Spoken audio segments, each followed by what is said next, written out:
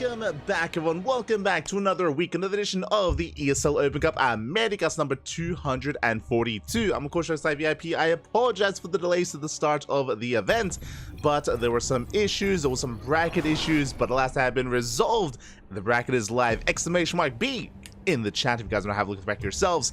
Welcome to potentially the final, the last ESL Open Cup Americas in history. Potentially. We'll see what does occur after this week. But regardless, we're jumping to our first series and spawning in the top left-hand corner of Golden Aura. We have the Polish Protoss player, the blue Protoss, representing Storm Gaming. It is Geralt.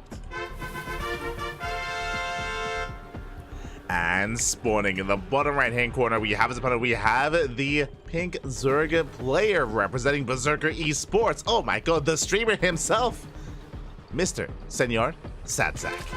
Oh, it's the wrong button. Hold on. There we go.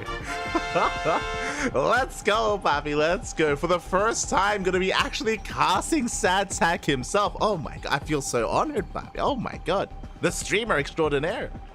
As we are going to be entering our first series here, as a reminder, it's going to be best of 3. If you're in the chat, predictions are open. Place your bets on who you think will claim this series. Geralt coming in as one of the big favorites, but I believe this is the debut of Sergeant Sadsack in this tournament in ESL Open Cup, so I'm happy to see him compete and to showcase his skill. I'm ready. Let's go.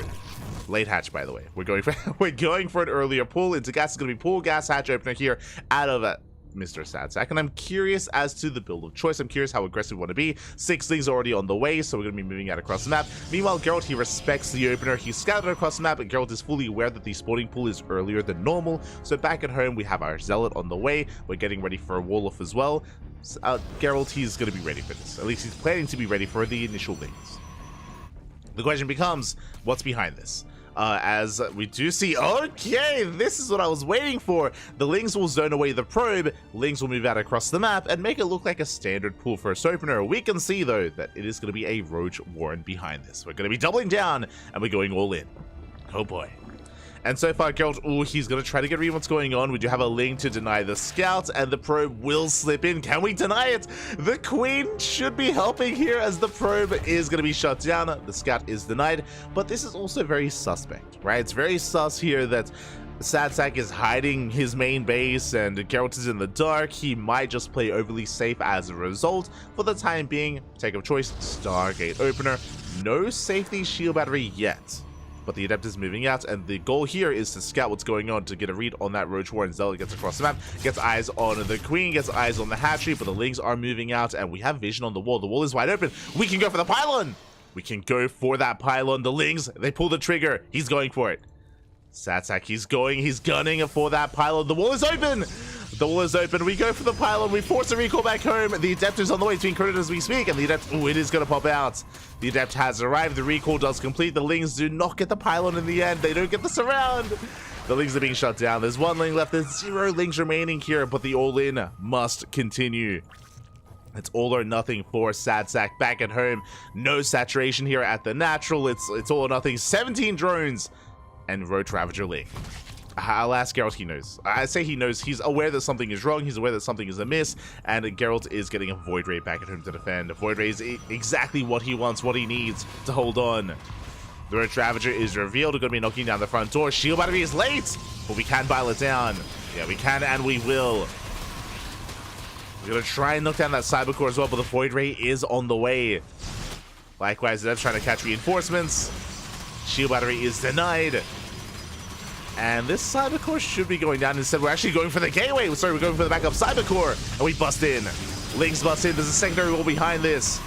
Files, they will be connecting. Void Ray does focus on the roaches. Warp Gate is about to finish. Up. It's not going to, though. And we deny it. We depower everything. Lings are filling in. The Lings, send it back. We get into the mineral lines. We get into the main base. We get into the natural as well. Probes are going down, and we are dealing critical damage. And one Void Ray, it's not going to be enough. We're focusing on the Roach Ravager, but what about the Lings? What about the Lings, Papi? As Senor Sadsack, he's here. He's killing every single worker inside.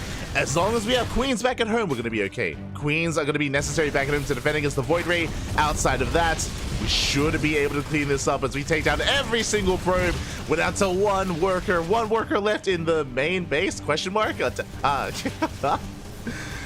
As yeah, one worker left in the main is gonna try to escape here. Meanwhile, we've done it. We've done critical damage. Sadsack, he has crippled the economy here. There's now 3 probes remaining for Geralt. He's gonna try and he will eventually clean this up with a Void Ray. He will clean up all the Lings. Back at home, we need more queens. Just to be safe and secure, like 2 queens per base is gonna be the bare minimum. Ooh, no queen in the main. That is a little bit dangerous. The Void Ray is moving out, and as unlikely as it sounds, I'll be honest, I have casted games before at the pro level where a Protoss player survives with 5 probes and wins the game with 2 Void Rays. This time we only have 1 Void Ray, but we have seen that happen before. Lings, they keep slipping in, the wall is still wide open, and we still keep the Void Ray busy back at home. So important here that the Void Ray is kept back. We get 2 more probe kills. There's how many probes left? 3 probes in the main. Sadsack back at home, getting a 3rd queen. Yeah, we have 1 queen in the main. I would still like to see an extra queen in the main base just in case. Oracle is going for a dive. Oh, we do hit the natural. 2 queens in position. We're going to get a handful of drones. 3, 4, 5 drones going down. And G gets called as Sadsack. He does it. He takes down Geralt in game 1. He's an animal. Let's go. Oh my god. Let us go. I do apologize for not hosting the predictions earlier. I do apologize. I was a little bit enthralled in the game itself. Unfortunately, there's a 2-minute delay, so that's always the issue when it comes to predictions. Do apologize, do apologize. Whew, but here we go. Now we're jumping into game 2. Alright, jumping in. Just catching up in the chat. See the chat. If he wins, he'll be a happy sack, right? Oh, exactly, exactly. Here we go.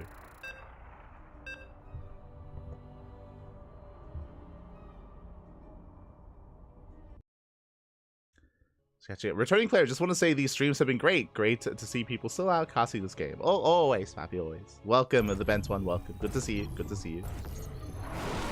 Good to see you, and here we go. Spawning in the top left-hand corner of side Delta, we have the blue Polish Protoss player. Representing Sidestorm Gaming down in this series. He is the favored player. He is one of the best players in all of Europe. But he pales in comparison to the sack. Oh, no. But he's still going to bring it back and looking to force the ace match. It is Geralt. And spawning in the bottom right-hand corner, we have his opponent. We have the pink Zerg player himself leading the series, popping off in game 1. Can we bring it back in game number 2? Representing Berserker Esports, it is Sergeant Sadsack. Let's go. Not so sad anymore. Oh, no. He wants to smudge, Pappy. He wants to, but he can't. Not here, not in this series. This time, though, hatch first. Interesting. So it's going to be a 15-15?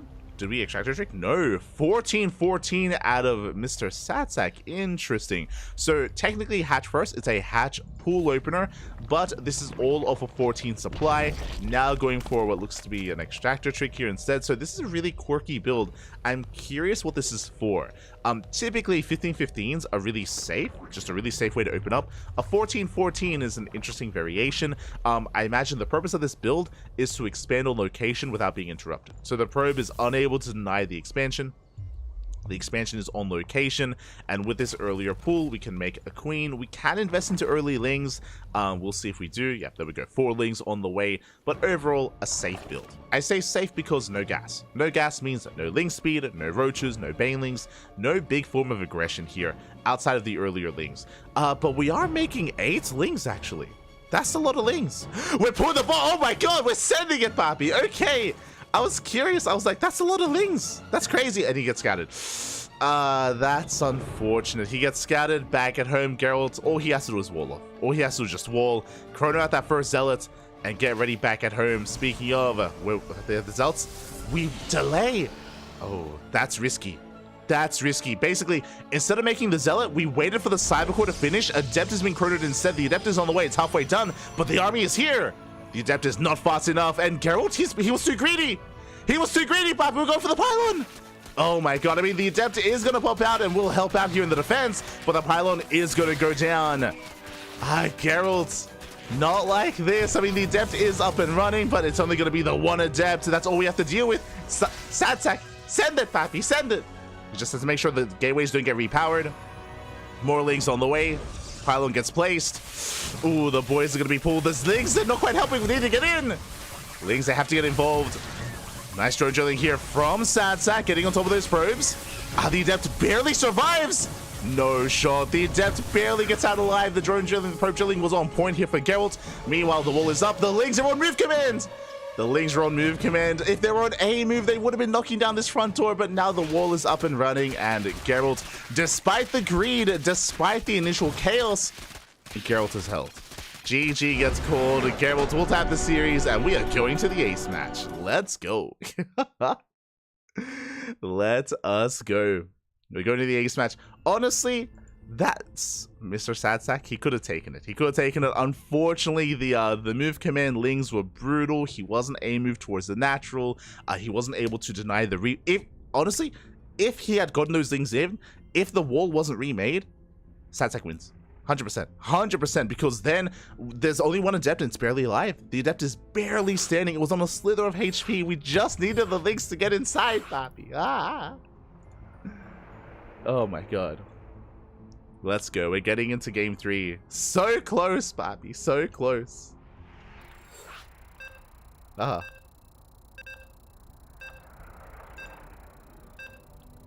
we go. As we're getting into Crimson Court for game number 3. The ace match of this series. One way or another, the series ends here on Crimson Court.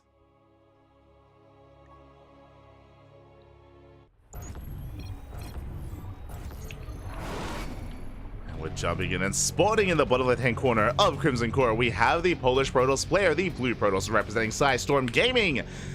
Whew, fighting back in that last game, able to bring this back to the ace match, and can he bring it home? It is Geralt.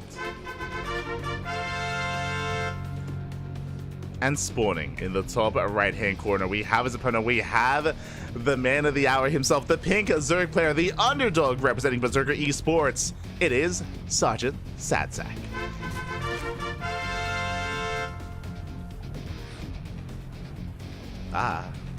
Here we go.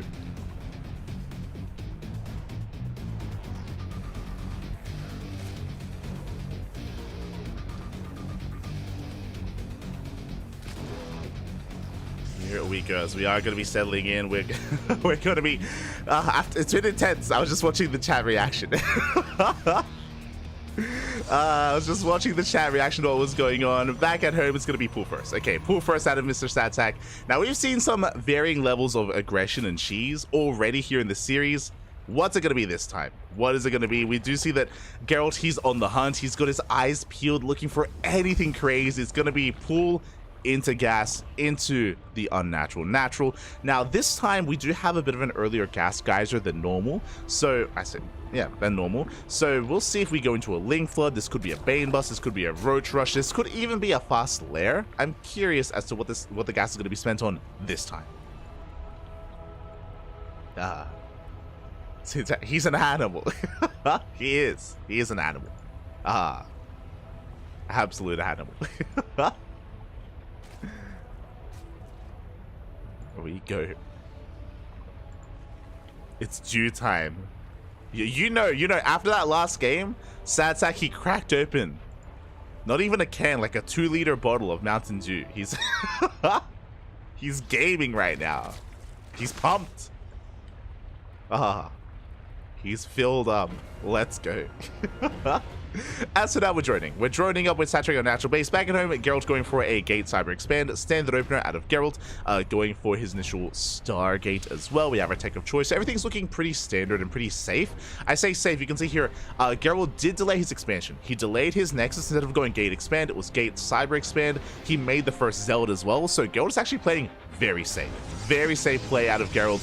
This time he's not cutting corners. This time he's not risking it, as opposed to what happened in the last game. So this is some nice inadvertent damage here from Sadsack. Meanwhile, he's making more Lings. Yeah, he's producing more Lings back at home. Ling speed is halfway done, and it looks like we're getting ready for a Ling Flood.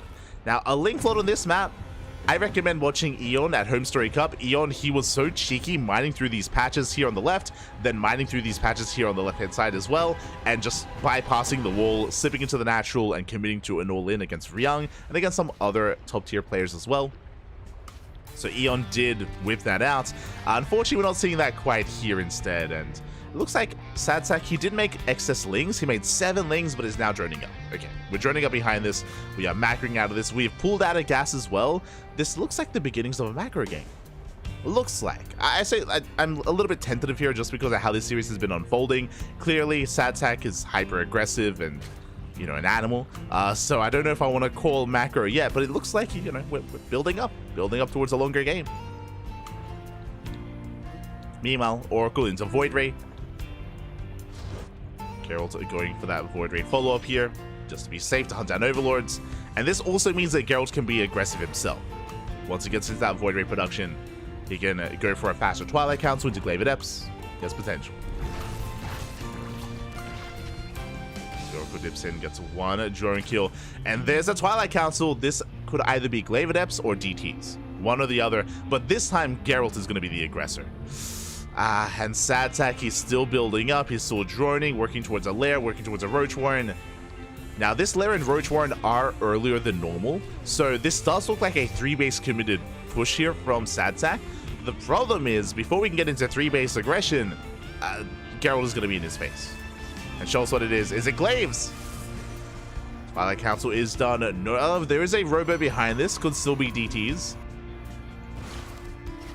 And there it is. Glaive Adepts are on the way. Now, what I will say is that this aggressive opener out of Sadsack can help him against Glaive Adepts because the Roach Warren is already done much earlier than normal. And this means that we can potentially have Roaches to defend and minimize losses and shut down the Adept play. As Adepts say, shade into the natural, getting 2 drone kills.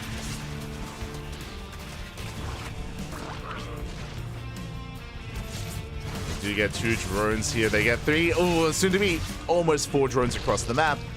Nice damage. You can see Sadsack skipping spores and being punished for it. Oh no, we're losing too many workers. 7 drones, 8 drones go down.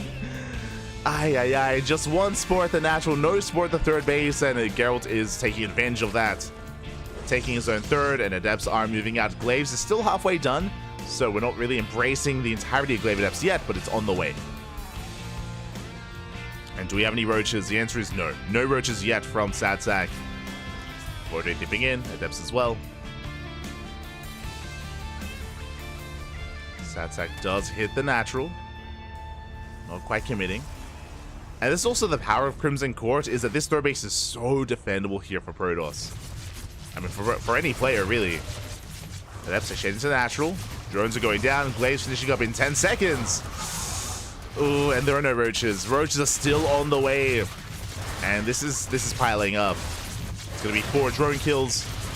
Thankfully, it's only the first wave of Adepts. The other Adepts are, yeah, there we go. Now moving out across the map. Sadsack down to 54 workers. Can get back to mining. And here comes that 2nd wave. Behind this, Blink is on the way. Bay is on the way for Colossus or Disruptor production. Geralt is taking up. We'll shut down these lings. Roaches do spot the Adepts. We're going to be able to keep up. And Sadsack actually going into Hydra production. Okay. It's going to be Roach Hydra here from Sadsack. But again, Geralt behind this. Happily macroing up. Getting to his 3rd base. Adepts a shade into the natural. At the same time, Void Ray into the main. And drones once again are going down. Workers we can't afford to lose. Not like this. Not like this, Pappy. 8 drones falling. We shade into the main and we're not done. And the power of Glaive Adepts. And unfortunately, despite investing into all these Roaches, we're unable to keep up.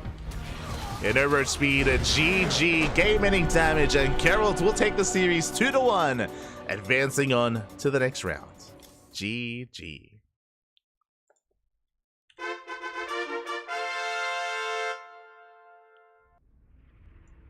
Okay. Sorry, I meant to say Eon Blue, not Eon. And here we go. GG, well played. We are going to be getting into... Oh, congratulations to Geralt for advancing on to the next round. My condolences to Sad Sack as he does bow out. But a shout... Oh, I have to message him. Hold on.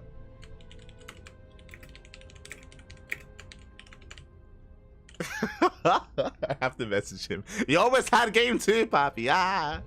But GG, well played. Congratulations to Geralt. But a shout out to Sad Sack for putting on a show and for honestly almost 2-0ing Geralt. That would have been crazy. That would have been amazing if he had pulled off the 2-0. Oh my god. God.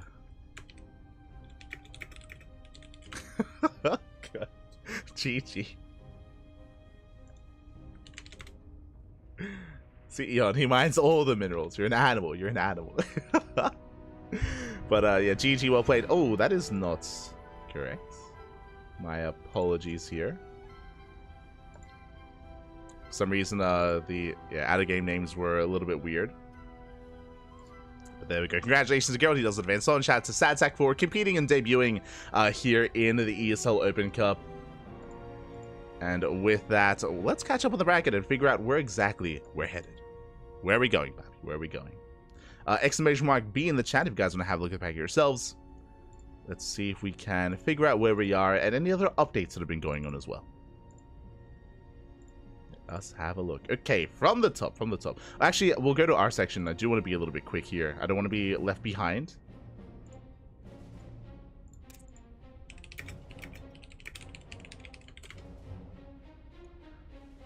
As we scroll down for a moment. Okay. Geralt takes down Sad Sack 2-1, and Geralt advances on to face off against Perfect Zero in the next round. They are looking to get things ready, so we might just follow Geralt into that series. But from the top, it's a pretty big bracket. It's a massive bracket. A lot of players are competing. A lot of matches are going on. We have Probescout versus Nero up against Kira in the next round. We have Extra Striker versus Shameless. We have Nickrack versus Mute. We have Ninja versus UFO. The Nuke versus Maples. Rainers up against Wraith. A lot of matches. A lot of matches are ongoing. We were going to be jumping on Luciano versus the World into Rainer, but unfortunately the World is MIA, and I think Luciano is going to get a walkover to advance on into the next round. Likewise, MaxPax is here as well, Hydra, and many other players. And we're going to try and keep up with them. And again, I'll try to make sure that we get predictions going for the future series. Was unable to in the last one, and we almost had a crazy upset, almost. Wild, Papi, wild. I'll try to make sure that that gets sorted. Oh, and it looks like we have our next series. We're going to be following Geralt into the next round. Into, I imagine, I'm pretty sure a PvT. Yeah.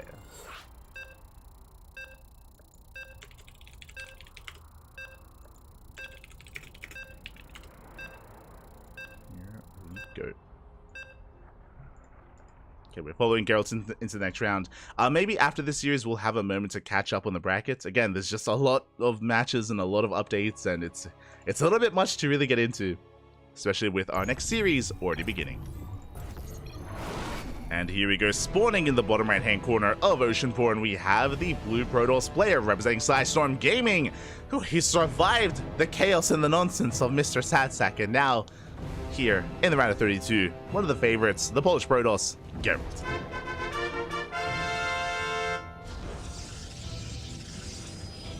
And spawning in the top left-hand corner, we have his opponent. We have the Canadian Terran player, the Red Terran representing Apprentice Esports. It is Perfect Zero. Here we go. Just catching up with everything that's been going on. We proud of you, Sad Sack. Yeah.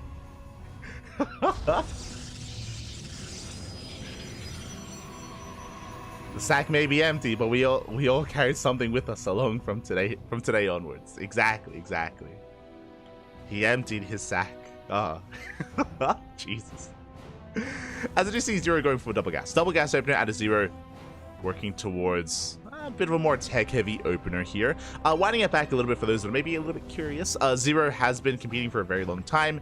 He's a little bit more of a ladder hero or more of a semi-pro. He's a part of Apprentice Esports and a pretty strong competitor in his own right. But alas, Geralt is still the heavy favorite to make a deeper and deeper run. I say that after what just happened with Mr. Sadsack, I mean, anything can happen with Zero. Anything can happen, period, here in these matches. I'm ready for the chaos. I'm ready for the NA StarCraft. Let's go. Let us go. Its predictions should be closing up momentarily, so make sure you get your Gamba going while you can.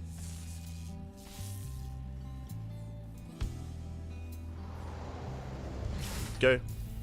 For now, again, because of the double gas opener, faster factory, delayed CC for Zero. Meanwhile, Geralt's just going for a gate, cyber, expand back at home, standard opener out of Geralt.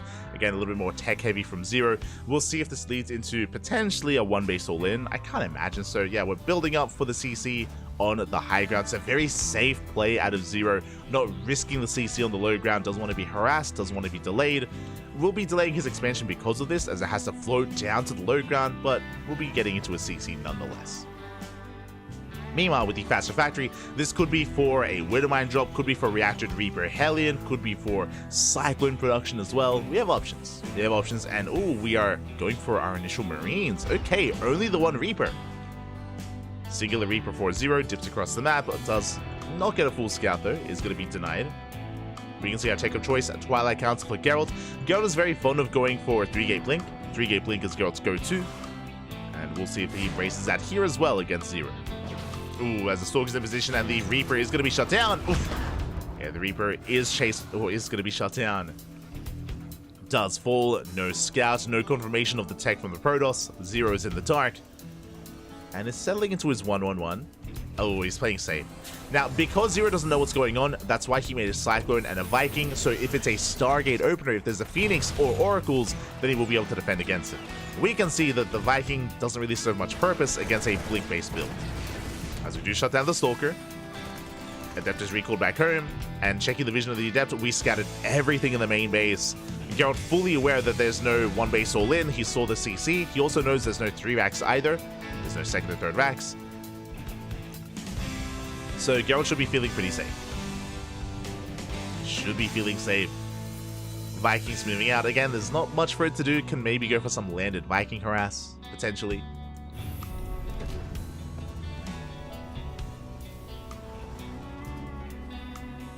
Zero is going to get his natural up and running.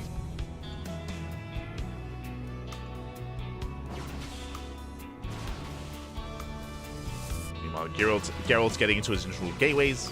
Again, 1 gateway in the main, 2 gateways in the natural, 3-gate blink, as we mentioned before. The landed Viking is going to get some probes, not bad.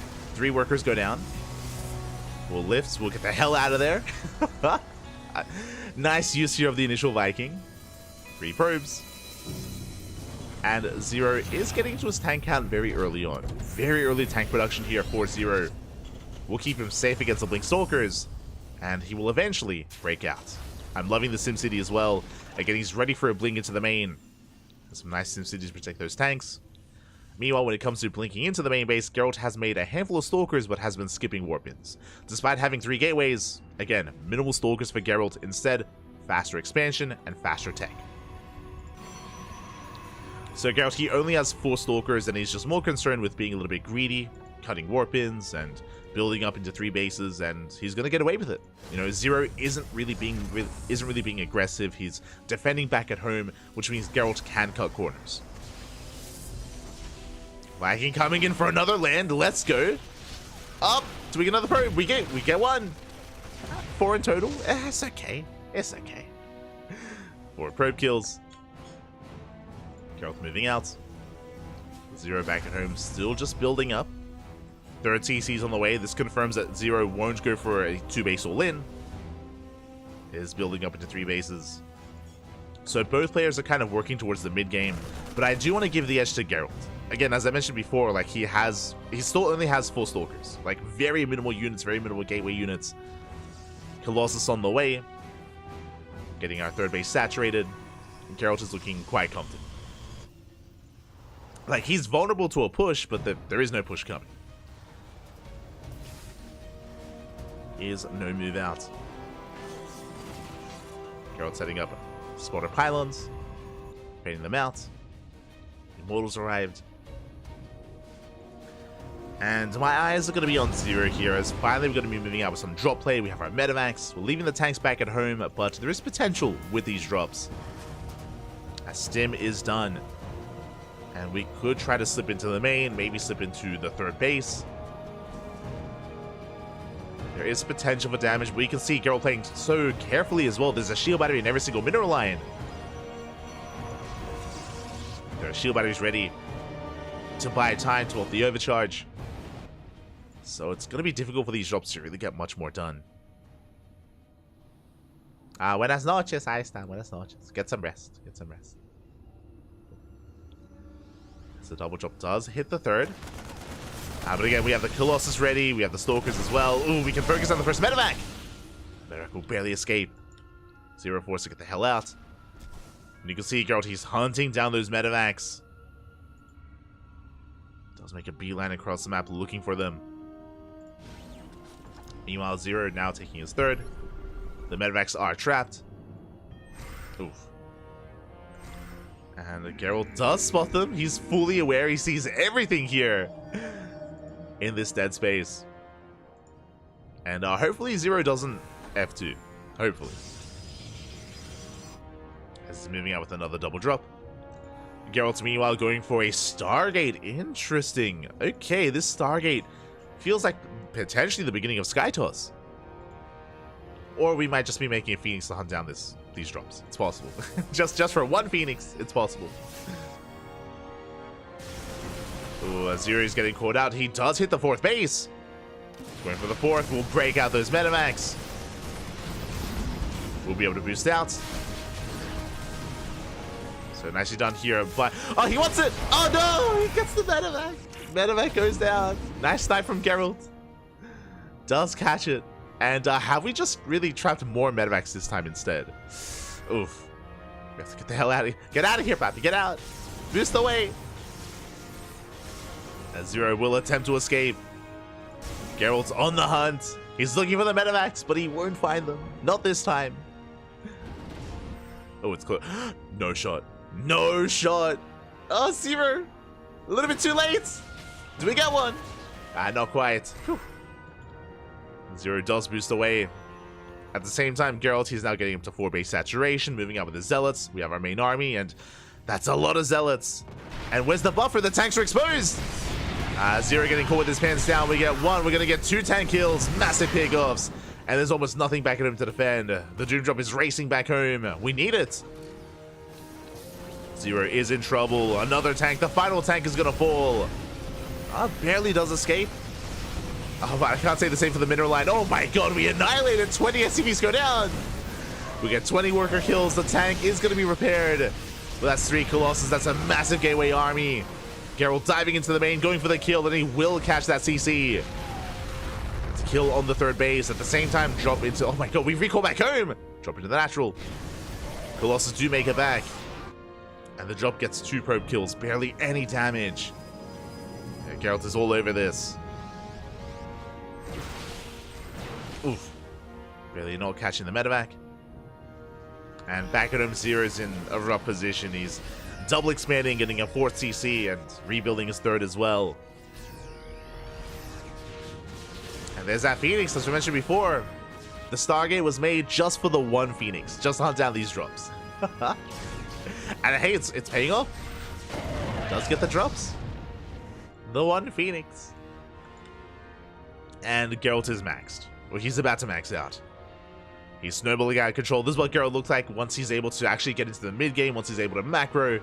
Didn't really see this too much against SadSack just because of how chaotic the games were. But here against Zero, Zero's been a little bit too passive, a little bit too defensive, and Geralt took full advantage of him. And now he's moving out. And knocking down the front door, catches the final tank. And now it's only a bio army. Nice EMP. EMP does connect on the Zealots. But it's still not enough. There's still just so much more on the ground. The Stalkers, the Colossus. Bucker's trying to hold on. The Colossus lagging behind a little bit. Not able to come into the fight. Zero trying to hold on, but he's stuck on 2 bases. His 3rd base was denied once again. And Geralt, he's taking a 5th. Taking a 5th base. Why not? Nice EP on the Stalkers. Again, the EPs have been solid. But there's just an overwhelming force of Protoss. And Geralt, he's snowballing out of control. He's breaking through the front lines. Gets us up the ghost as well. GG gets called. And Geralt will take game number 1. GG. Oh my god. GG, well played. A solid performance here out of Geralt. Again, just recognizing how defensive and passive Perfect Zero was being, and then taking full advantage of him, able to cut corners, skip warp-ins, get into his 3rd base, tech up, get into a 4th as well. Geralt just identifying how much he could get away with and successfully doing so, and that's why he just looked as terrifying as he was in the mid-game, because he got away with so much. And we'll see if Zero can bring it back here. I want to believe he can. So we're getting ready for game number 2. Alright, getting ready.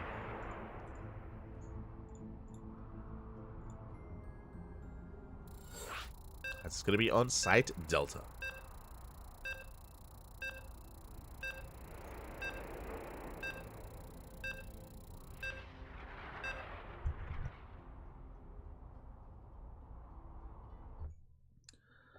We are going to be getting to site Delta, and I hope that the...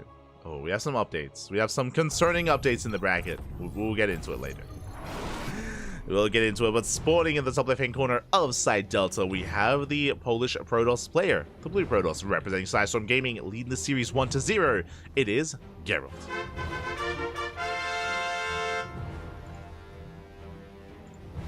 And spawning in the bottom right-hand corner, we have his opponents.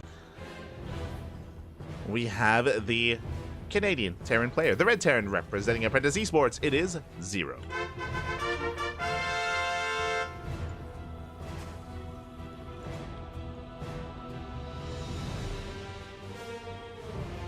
Go. As Zero is moving out with our initial SCV, and are we going for a proxy or an eBay block? Looks like the block. Okay. A nice move here from Zero. It's a good way to kind of take a little bit of the initiative early on in the game. Oh, never mind. I assumed we were going for the eBay. Okay, here we as the SCV is going to be slipping into the natural base and ideally blocking the expansion, but the probe is in position. Geralt, he's so quick to respond.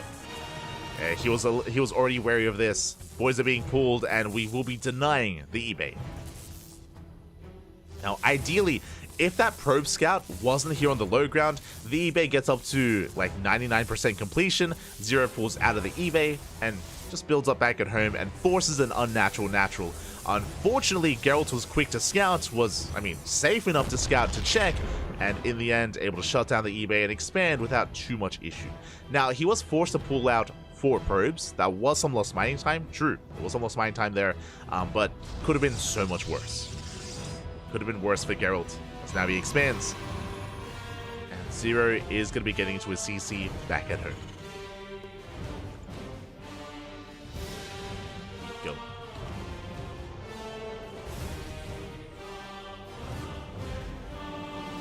But shout out to Monsieur Santak in the chat. Shout out. Did see. Great performance earlier. But now the Probe Scout does confirm the CC on the high ground, and Geralt is fully aware. And Zero likewise is moving out across the map with that first Reaper. That is going to be a second Rax on the way. Did Geralt spot this? One moment here. He did not. Okay, it's going to be a 3 Rax. Zero is going to be more aggressive this time, is going to be more assertive, which I do appreciate. We'll see if he can find damage, though. As his scout is denied. No tech of choice yet. We should be working towards the Twilight Council again, but we'll see. We'll keep an eye on Geralt. And there it is. Twilight Council's on the way. We mentioned earlier in Game 1 that Geralt's go-to is just 3-gate Blink. 3-gate Blink is just a really safe way to play overall. And yeah, it's just a nice middle-of-the-road build. It's very solid. And if Geralt can get a read on what Zero's up to, he can shut this down. Now, for those that are curious, a 3 Rax like this is not an all-in, but it is a stim time. Basically, there it is. Tech Lab is on the way. We're going to be prioritizing stim, and by the time it finishes, we're going to have an abundance of Marines. We're going to be moving out across the map and doing as much damage as possible. This could potentially end the game if Geralt had gone for a Stargate opener. We can see Twilight Council, and now Zero confirms as well. Zero does confirm the build, does confirm the tech of choice.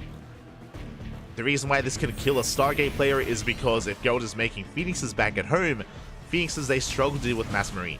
As you can imagine, Phoenixes they lift a Marine up one at a time, and if you've got 20 plus Marines, then it's not going to really do much, and you can just snowball out of control and end the game. I'm sure that's what Geralt was hoping for. Now that Geralt has confirmed Blink, he should be building up towards Marauders. You know, we have tech labs on these Raxes, so Marauder production, there it is, should commence. We're making 2 Marauders at a time. This is a change you have to make if you're up against Blink Stalkers with the 3 Rax, just because Marines, they tickle Stalkers. They don't do much damage at all. Marauders are necessary if you want this push to deal damage. You skip the Marauders if you're up against Stargate, but you do need them against Blink. Are necessary. So we're getting into that Marauder production. Again, Zero is building up. Stim is just over halfway done. Combat Shield's about to finish up as well. Zero is starting to move out. Now, ideally, Geralt wants to slow this army down. He wants to be active with these Blink Stalkers. Blink is almost done. Was the Reaper does get a probe kill. And the best case scenario, outside of just picking up free units, for Geralt is forcing a Stim. If he can force a Stim early on, that's going to be massive. Zero has to be careful. He's going to be bypassing the main attack path. Okay. Does skirt around the edge of the map. I do appreciate it. Stalker is not quite in position.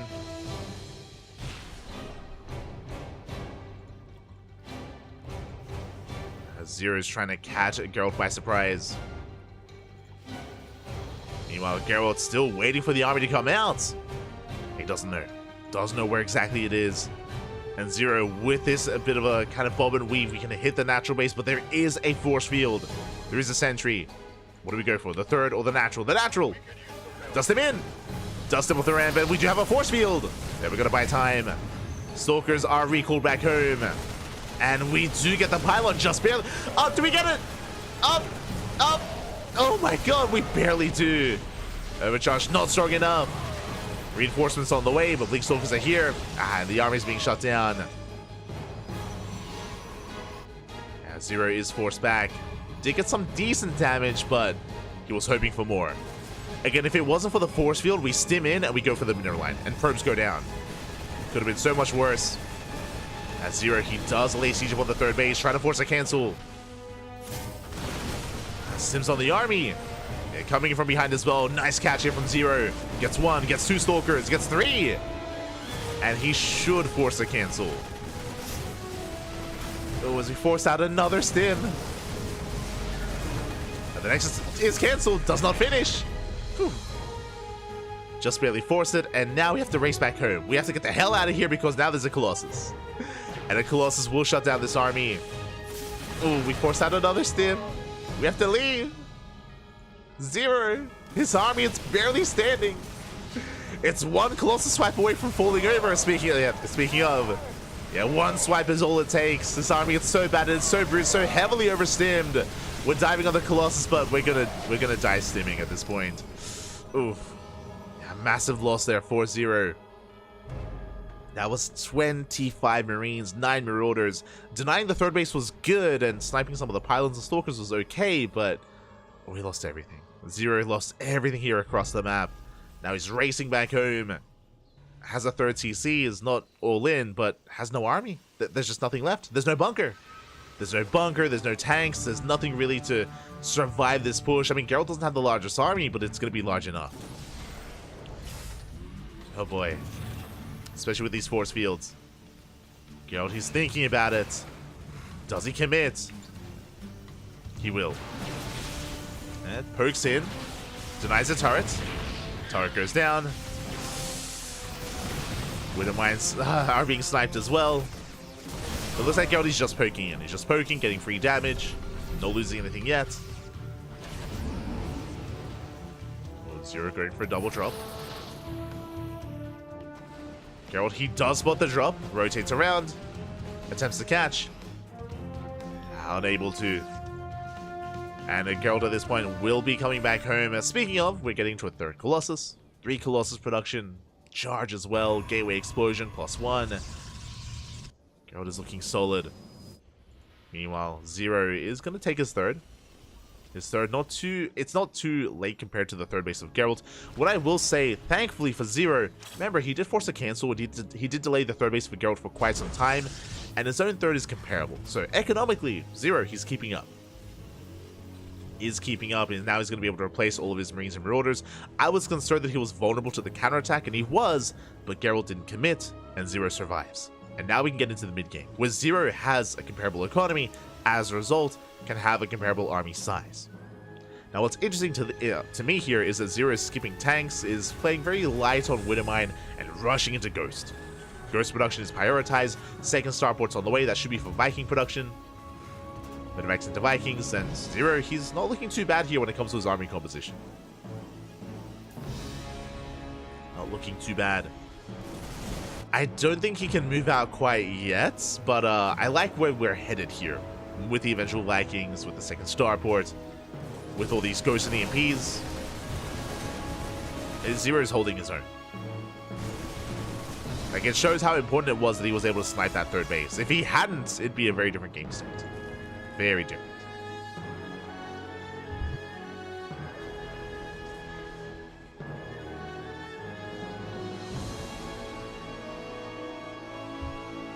No.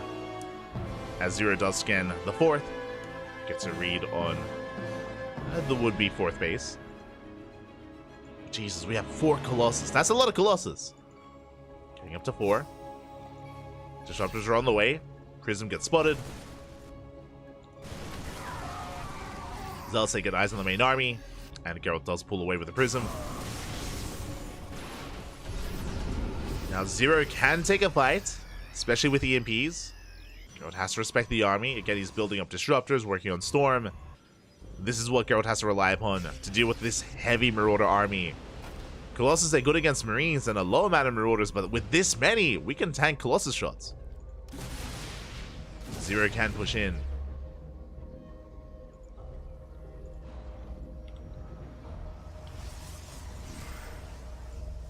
As we see Zero go for a spin push, he's spotted. Yeah, the main army is scattered. Geralt's out of position. We're going for the fourth base. Geralt, he's just unable to spot this in time. The fourth base is going to go down. At the same time, drop is spotted. Geralt, he does defend against the drop, but he does not protect his fourth base, as it does go down. Never goes up. Oh my god, doesn't connect. Massive pickoff. Zero, he sims in. Catches 1 Colossus. Does get 1. He's going for the kill. He's going for the production. Army coming in from behind. Disruptor gets targeted down. And the Vikings, they're going in. There's no support. The Colossus. We get 1, we get 2. We're going to get all 3 Colossus, all 4 even. They all do go down. Yeah, Zero dealing critical damage. Reinforcements are on the way. Vikings, they land. And it looks like Zero, he has done it. He's broken the back of Geralt. Just barely. Takes down the Robo. Denies the Disruptors. Has been overstimming, but this is the army of Geralt. 3 Stalkers. That's all he has left. Archon trying to catch reinforcements. Wasn't able to embrace the storm. Ooh, takes down the medevac. Zero has to calm down. Pulling back home. Geralt does survive, but he lost every single Colossus. He lost his Disruptors. Lost most of the High Templar. And has no Robo. Has no Robo production. Zero, he has to calm down, build back up, and move out again. Zero can force the ace match. He is so close. So close to breaking Geralt.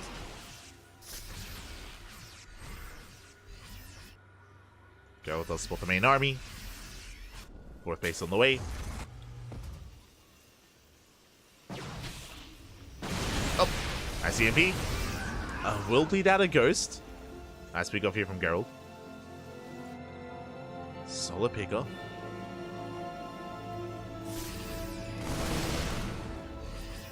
Geralt is going to be forced back. Zealot run by Planetary is not done. Oof, that is brutal. Yeah, we do need a little bit more time with that Planetary. As Geralt does get 4 SCVs. Yeah, 4 SCV kills. Meanwhile, Geralt will sleep at the wheel. Leaving out 3 Stalkers. Paying attention elsewhere. A little bit distracted. Nice little picos here from Zero. And you can see Zero just skyrocketing ahead in supply. His fourth base now getting up and running. The fourth of Geralt still on the way. And again, with the greater economy, leads to the greater army. As Zero's moving out. We do have a storm, though. Oh, oh my god. A massive storm on the army. Not a bad start for Geralt. As more storms are available. Again, that is a way for Geralt to punch up despite having a smaller army. Has a lot of firepower in those storms. Has a lot of potential. Ooh, as the flanking storm comes in. Takes down a ghost. Oh! Geralt almost getting a medevac. Another storm coming in. Up! And not worth it this time. We get both High Templar. That snipes from Zero. And Geralt is still defending with the bare minimum. Zero pulling away. Fusion cores in production. This should be for Liberator range and Liberators as well to support.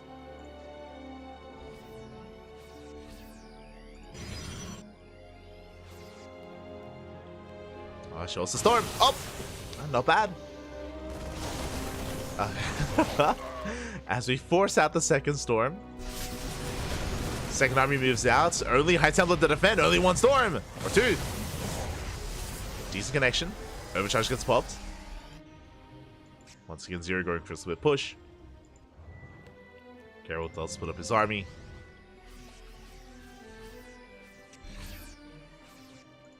And you can see Geralt, he's stabilizing. Now that his fourth base has been fully operational. Geralt is catching up. And that massive lead that Zero once had is not really there anymore. The lead is now in the form of tech with those Liberators.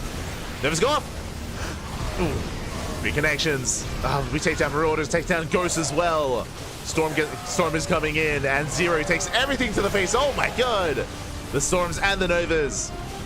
But is there enough support? Is there enough Zealots and Stalkers? Gateway army. And we stim on in. And it looks like there are Zealot reinforcements. And Zero is going to be forced back. Nice EMP. Storm coming in. Feedback's even. He just chases this down, gets on top of the reinforcements. Oh my god, massive storm on the medevacs. Medevacs get picked off. Finally, we've reached those Liberators, but there's barely an army left here. It's still so close between both players. Supplies are neck and neck. Now, with the arrival of the Liberators, this will change the dynamic. We're making 4 libs at a time, and Zero with a mass Liberator army can bully back the Protoss. Geralt doesn't have much anti-air outside of these Stalkers.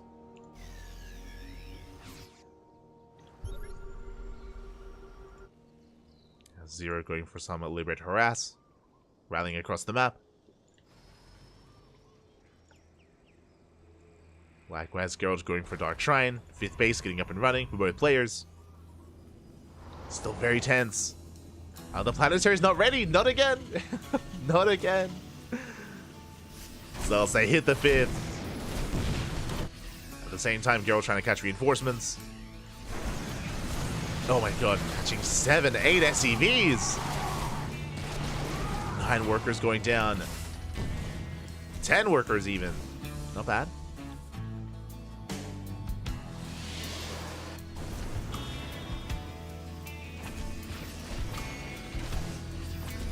And meanwhile, Liberator sieging up. Getting 4 probe kills. What a bad counterattack.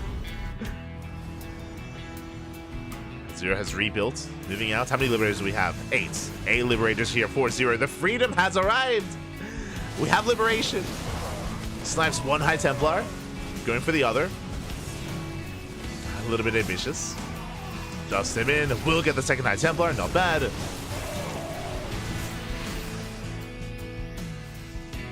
Nice snipes from Zero. Now there's only 3 High Templar left. That is going up.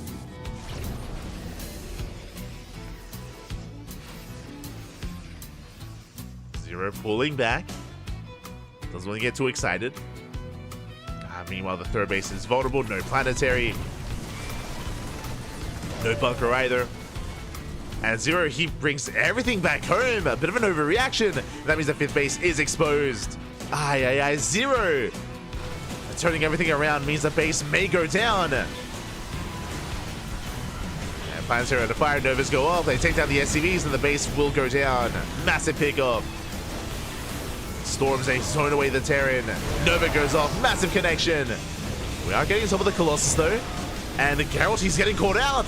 He got a base, but what about his army? Yeah, the Stalkers and Colossus. Oh, they do recall. Oh my god. Geralt, he gets away.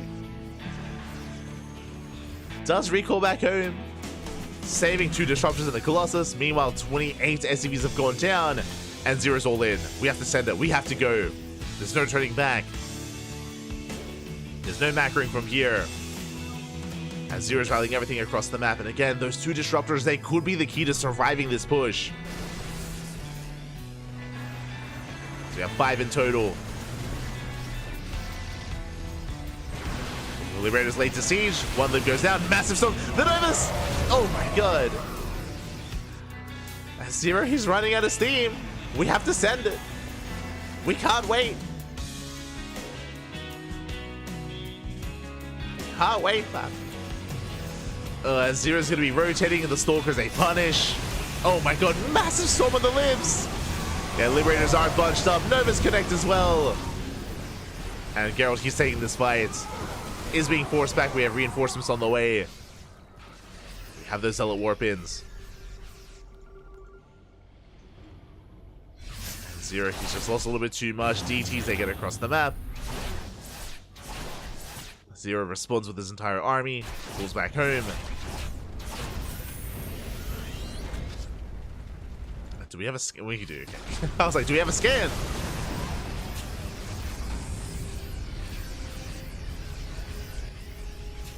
Do you have a scan? You're able to hold his own.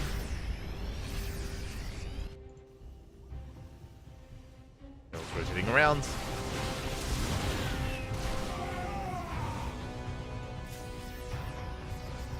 Still has to respect those Liberators. They do siege.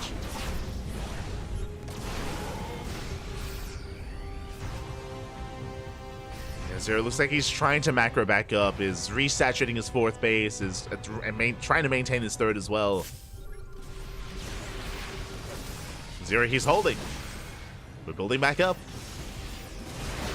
6 SCVs at a time. Up!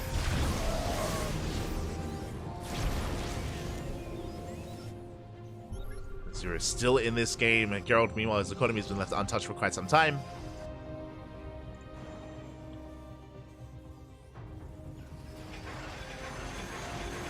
We mentioned before that these Liberators, once they build up towards a critical mass like this,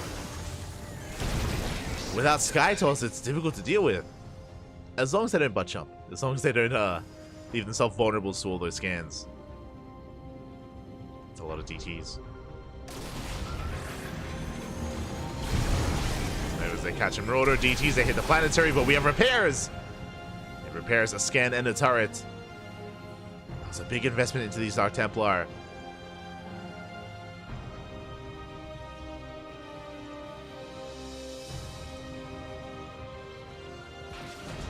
Rotating, catching a lib. Not bad. One lib goes down. Rotating. Going for the Planetary once again. It looks like he gets it. One more swipe.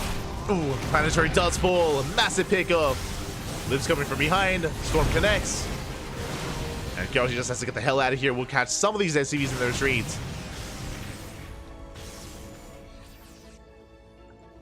Zero just out of position. Unable to hold on to that Planetary. Hail Mary Nova. Getting all the SCVs. And do we have a recall? As Zero, he ignores the main army. But he runs into another Nexus. Overcharge gets popped. And we're coming in for the surround. The disruptors, no! 4 of them! They get thrown away! Massive pickups! But the storm is still brutal, and Geralt, can he still take the fight? It looks like he can. Didn't even need the disruptors. Yeah, DT's come in, they get us around. GG gets called, and Geralt will take the series 2-0, advancing on to the next round. GG. GG, well played, congratulations. A very intense game. There were definitely moments for both players, big moments for Zero, big moments for Geralt. I was hoping for an ace match, but in the end, Geralt, he brought it all the way back. He was able to catch Zero out of position and off guard multiple times there, brought it back in the end, and did take the series. GG. GG, well played. Congratulations here to Geralt as he does advance on. My condolences to Zero as he does bow out of the tournament. Again, it is single elimination. It is a brutal format. No room for error. And let's catch up on the bracket. It feels like a lot's been going on, and there's a lot to catch up on. Let's switch on over and catch up. Exclamation mark B in the chat if you guys want to have a look at the bracket yourselves. Let's figure out where we are. From the top, okay, we have Kior. Kior took down Nero 2-0 up against Shameless in the round 16. Kior is going to be favored to make a deep run in this tournament. We'll see if he can. Scrolling down, we have Nickrak. Nickrak, he takes down Senju and Mute 2-0, waiting for the winner of Ninja, UFO, and Maples. Looks like we have some delayed results coming in here. I imagine some of these matches are finished, but we'll see what does occur here in this portion of the bracket. Scrolling down, this is what I did notice. It looks like there was a walkover. Unfortunately, I was looking forward. I was looking forward to seeing Raynor make a deep run. I was looking forward to... Wait, hold on. Can you see? There we go. I was looking forward to seeing Raynor make a deep run in this tournament and make it all the way to face off against Max later on in the quarterfinals.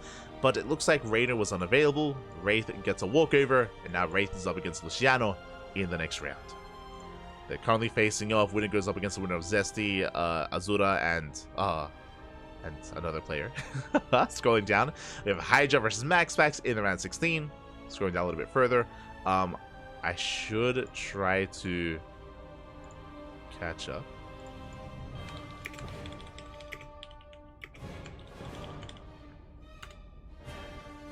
I'm going to scroll down a little bit further here to see if we have another opponent. Geralt, he's looking for the winner. Sorry, he's waiting for the winner of Bomyaja, Void, and Foxer. We might just follow Geralt into his next series. Scrolling up there, we have Bjorn. Bjorn took down J 2-0. Bjorn waiting for Daryl and Applesauce. We have Paddy Mac waiting for the winner of Loki and Nightmare. Looks like a fun series. I believe that is a PVZ. I can't remember if Loki is a Zerg or a Protoss. I keep forgetting. But best of luck. Best of luck to Loki. Paddy Mac still lying in wait. Scrolling down, we have Geralt versus Perfect Zero. Of course, that did just wrap up. We have Trap taking down Rebellion 2-0. Trap up against Gumiho in the round 16. Oh my god, that is a series. That is a match. Best of luck to Trap and Gumiho as two Titans face off in the round 16 to face off against most likely Geralt in the quarterfinals. We'll see. Could be following Geralt here in these following matches. But again, initially my plan was to follow Raynor, but Raynor wasn't here. That also means that the top Zerg players aren't quite here either. Which is a little bit unfortunate. What I'm referring to is, you know, players like Dark, players like DRG, Shin, Solar's on vacation, Raynor, Wayne. There's no top Zerg, unless I missed them, there's no top Zerg player in the bracket, so it looks like it's going to be more of a Protoss and Terran tournament. But at least we were able to start the night with some Zerg, you know, with Mr. Sadsack. We had a little bit of Zerg. That's all we need, apparently. That's all we're getting. That's all we're getting. Just purely Protoss and Terran from here on forward. And yeah, I guess we're going to be lying in wait and most likely just waiting for Geralt's next series. It's the plan. Is the current plan. Do we have any other updates here?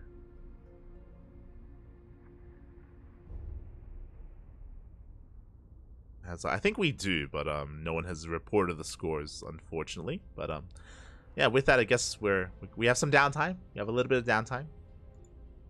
Catching up with the bracket. Here we go.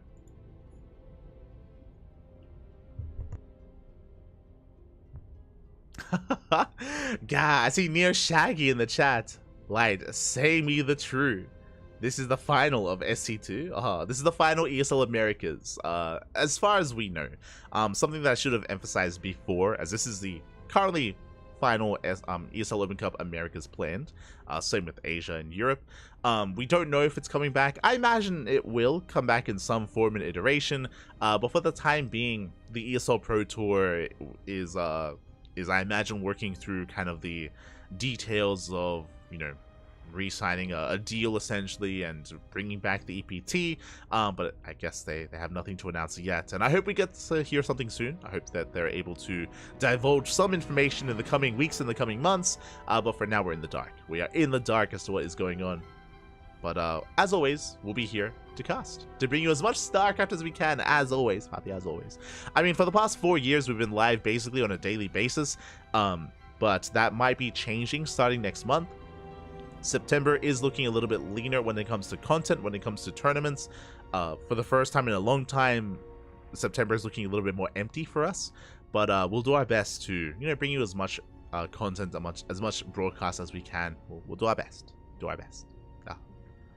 I remember tweeting about it like last week or the week before, after EWC, my concerns, because again, like the schedule for the CranKy Ducklings, it's something that I've never experienced in our like history of casting StarCraft, because we've always been so busy. Like, we've always been doing, you know, 1, 2, 3 broadcasts a day ever since 2020, and yeah, for the first time in all that time, September is looking, it's looking empty, Pappy. It's a little bit concerning. I'm a little bit anxious, not gonna lie, but also excited for what's to come. And yeah, I look forward to some future announcements for the CranKy Ducklings. We have plans to, you know, make our own content as well.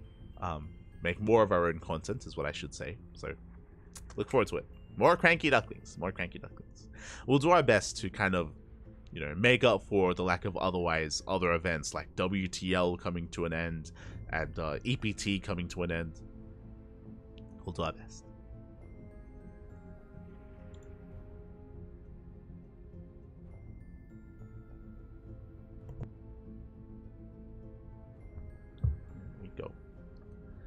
Otherwise, we're going to be going on a short break, I imagine.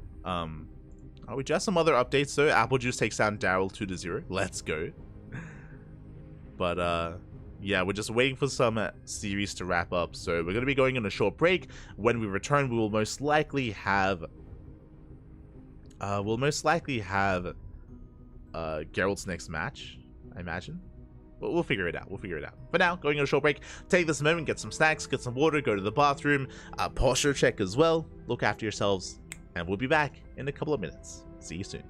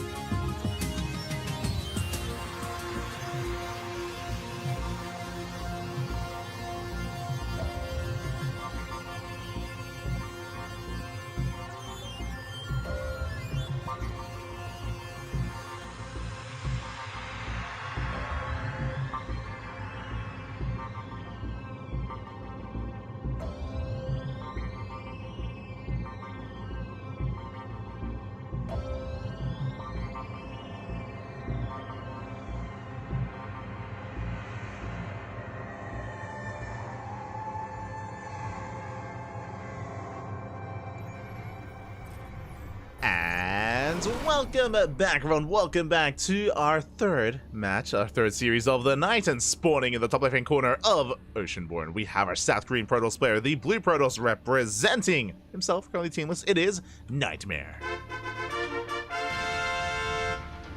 And spawning in the bottom right-hand corner, we have his opponent. We have the Red Protoss player from the land of the Americas, currently teamless, but an ex-CranKy Duckling. It is Patty Mac. Here we go. Great to be back here. And again, we're here in the round of 16. If you're in the chat, predictions are open. Place your bets on who you think will claim the series.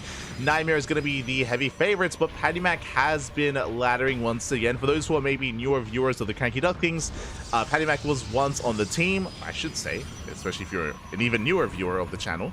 The CranKy Ducklings, we used to have a pro roster. We used to have a pro roster. We used to compete in World Team League, in other online team leagues as well, and other online events. We did invest quite a lot into our Latin American and North American and Oceanic rosters as well. We had a lot of players, and Patty Mac was one of them. We were, of course, very fond of Patty Mac, Dolan, Vindicta, and of course all other players like Eric, Ryu, Starduck, Oreo, Neo. Much love. But yeah, over time, of course, we didn't have as much funding. The CranKy Ducklings, we weren't making as much money, so we had to, in the end, dissolve most of our team, so we weren't able to support players as much, and they were also able to find some other nice homes and other nice teams elsewhere as well. And again, there's no hard feelings. We've got a lot of love for all of our ex-CranKy Duckling members, and it's great to see Patty Mac active once again. He's streaming his own POV on his own personal channel, and we'll see how he can compare to a top-tier player like Nightmare. For now, 2-gate opener. It's going to be double gate opener out of Patty Mac.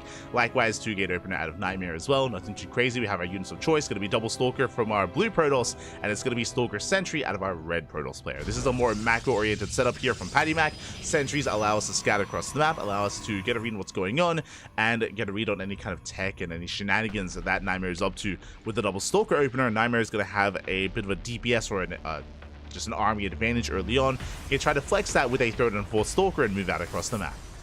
And there it is, 3rd and 4th Stalker on the way. Nightmare's rallying across the map. His goal here is to apply pressure to try to out-control and try to break Patty Mac early on. As for now, he's scouting around, scanning the nearby area, making sure there's no shenanigans. Behind this, Robo's on the way, and a 3rd gateway. This looks like a 1-base all-in. It looks like a 1-base all-in at Nightmare. He is doubling down, he is committing. Oh.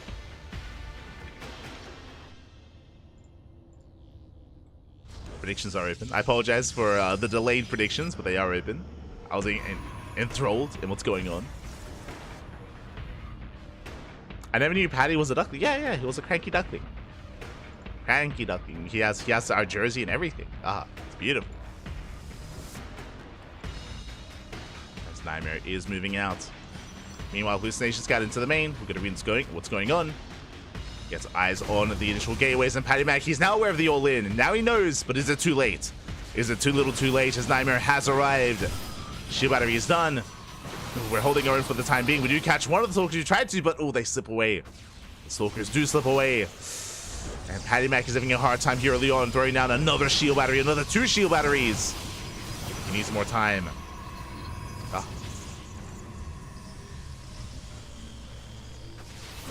Patty Mac does need a little bit more time here as the Stalker count getting higher and higher, up to 6 Stalkers now for Nightmare. Proxy gate or proxy pylon across the map, reinforcing on the front lines. Overcharge gets popped a little bit early on though. That is a bit of an early overcharge, and Nightmare is just going to wait it out. He waits out the overcharge. Backup shield batteries do finish.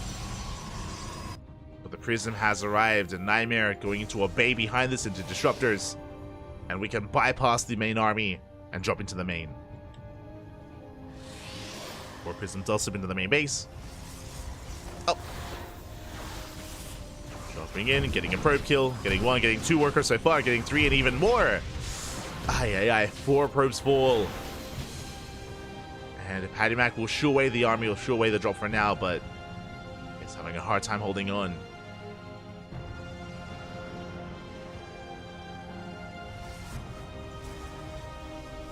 Dropping back into the main. Immortal has arrived. We trigger the shields. Nice pick up there from Nightmare. A very cheeky move. Shields have been stripped from Patty Mac. Hallucination confirms still no expansion. Confirms still all in.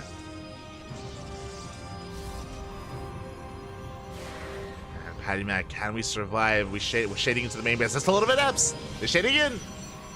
And they commit. Oh, no quite. Shade is cancelled. Disruptor has arrived. Nightmare pushing in. Show us the Nova. Up. Nova goes up. Oh my god, massive connection. 3 sentries go down. Yeah, massive pickoff from Nightmare. Patty Mac, he is struggling. Trying to engage, but there's still so many adepts. Oh. Patty Mac does wall off in time. Nightmare commits to the shade, diving on the main army. Disruptor goes down, not bad. But there's another Disruptor coming in. Nova goes up, takes out another sentry. Overcharge gets popped.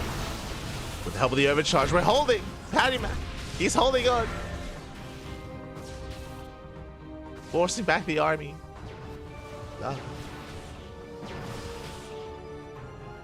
But alas, Patty Mac, he just cannot fight this head on. He cannot move outside of his own shield batteries. As there's just so many stalkers. Nightmare rotating into the main. Is spotted. Patty Mac trying to punish. Mortals doing what they can, but we do elevator into the main base. No shield batteries. And no shield batteries in position. Immortals have to back off. They take a lot of damage. Nice control from Patty Mac. Does hold on. Nova goes up. Takes out the pylon. Pylon goes down. The Immortals are low. And Nightmare, he is overwhelming. I mean, these Immortals are still doing a lot of damage. I'm impressed by how long they've been alive. Now we have a third Immortal. With 3 Immortals, can we hold? We can. Patty Mac, he's holding. Drops onto low ground. Novas go off. Oh my god, barely don't connect. That was so close. That was so clutch. And Patty Mac, he's chasing down the Disruptor. Doesn't quite get it, but takes out 2 Stalkers. Still very well worth it. And Nightmare is on the run. At the same time, Adepts shade into the natural. Catching 2 probes. Patty Mac still has the worker lead. Nightmare expanding back at home, but it's down in economy. Down in workers, down in bases. Has a lot of catching up to do. And as Patty Mac is holding, Nightmare going for a drop as well. Disruptor into the main. Immortals likewise into the main base of Nightmare. And can Patty respond in time? Going for the pylon. Nova into the mineral line. Up! Oh my god, 5 probes go down. Massive damage. Oh, meanwhile, Patty Mac, he just fight this army. It takes out the Stalkers. Gets a pylon warping right into the main. There's no anti-air. Yeah, barely any anti-air.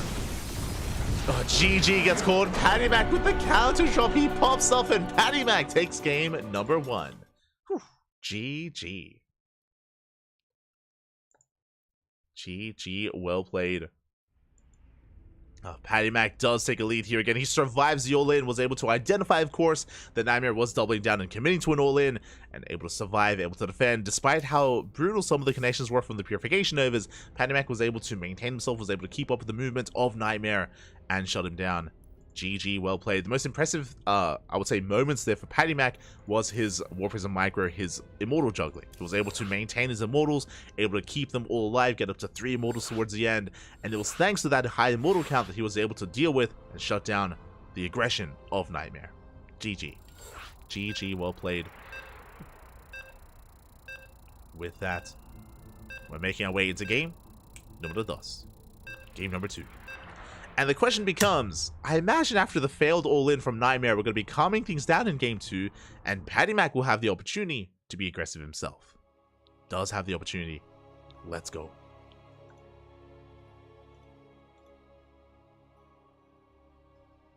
We are settling in. And spawning in the bottom left-hand corner of Alkyone, we have our South Korean Protoss player, the Blue Protoss. Down in this series, looking to bounce back and to force the ace match. He has to fight back here and now. It is Nightmare.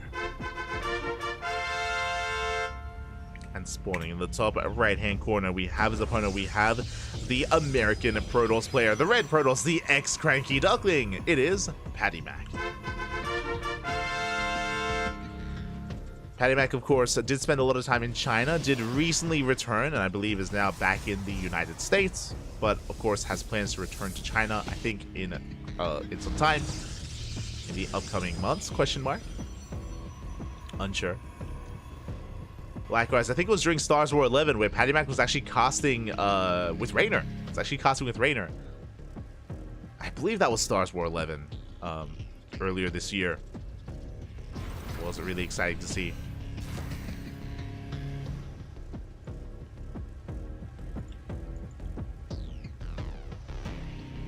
But we'll see how Nightmare does approach this time. As once again, 2-gate opener. 2-gate opener out of Patty Mac, 2-gate opener out of Nightmare. And especially on a larger map like Alkiona, I can't imagine Nightmare is going to go for a 1-base all-in. No shot, man. No shot.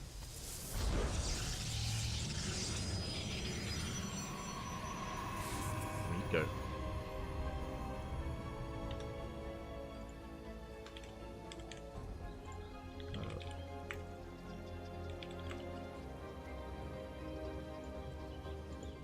As Patty Mac is setting up his own all-in. Let's go. This is what I was waiting for. This is what I was hoping for. Second pylon is missing. Nightmare knows. He knows that the pylon is not in the main base, so he is looking, or he should soon be looking for that proxy.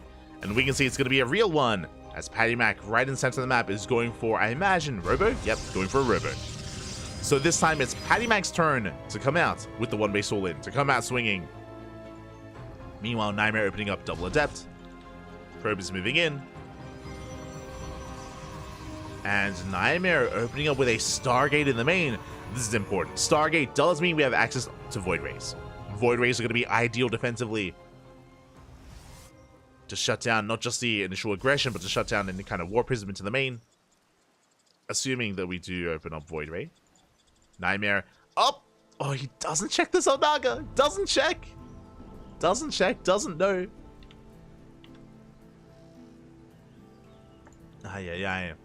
Yeah, as Nightmare, he's looking for the proxy, looking for... There we go, he finds it! Does find it in the middle of the map. Observer first. Interesting here from Patty Mac. Look at high ground vision. Behind this, third gateway's on the way. Adepts are being focused down. And with the Observer, I imagine this should be Observer into Immortal production. I would imagine. As Adepts are being hunted down. Still only a 3-gate setup here. The Adept, ooh, does shade into the main. Just barely. Does shade in. It's going to be hunted down by the probes. Not bad. Observer does confirm the Stargate, the Robo. Nightmare setting up with a 1-base defense. Patty Mac getting to his own prism. And do we expand back at home? Or do we commit?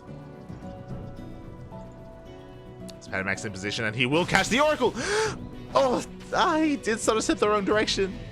Barely the wrong direction there. It was a nice catch, but the Oracle does somehow escape. Yeah, Patty Mac, he zigged when he should have zagged. Oh, Nightmare going for a ninja. Oh, we're popping up. Ninja base for Nightmare. He's expanding. Going for the ninja. Meanwhile, Patty Mac did go for the prism. Has eyes on the main army. Rotates around. Oh. Is it me? No! Patty! Oh, God. Okay. Patty Mac having some internet issues, and hopefully everything is okay. Now is not the time to lag out. Patty, calm down. Do the revelation. Observer gets sniped. Massive pickup. But Patty Mac, he has a massive Stalker lead. He can one-shot. He can two-shot. Oh, my God. Barely breaks through. But the overshot does by a lot of time, and Patty Mac, he's being forced back.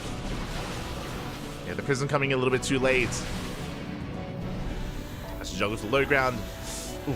Barely saves the Stalkers. Mortals are on the way. Nightmare does cancel the ninja base. Does cancel. Did need that money. Did need those resources. Patty Mac's going to be rotating. The Oracle still alive. Still does pose a threat to the main base. The problem with this Oracle, if it was sniped, it would have been ideal. But because it's still alive, we have to keep supply back at home. Patty Mac has to keep Stalkers back.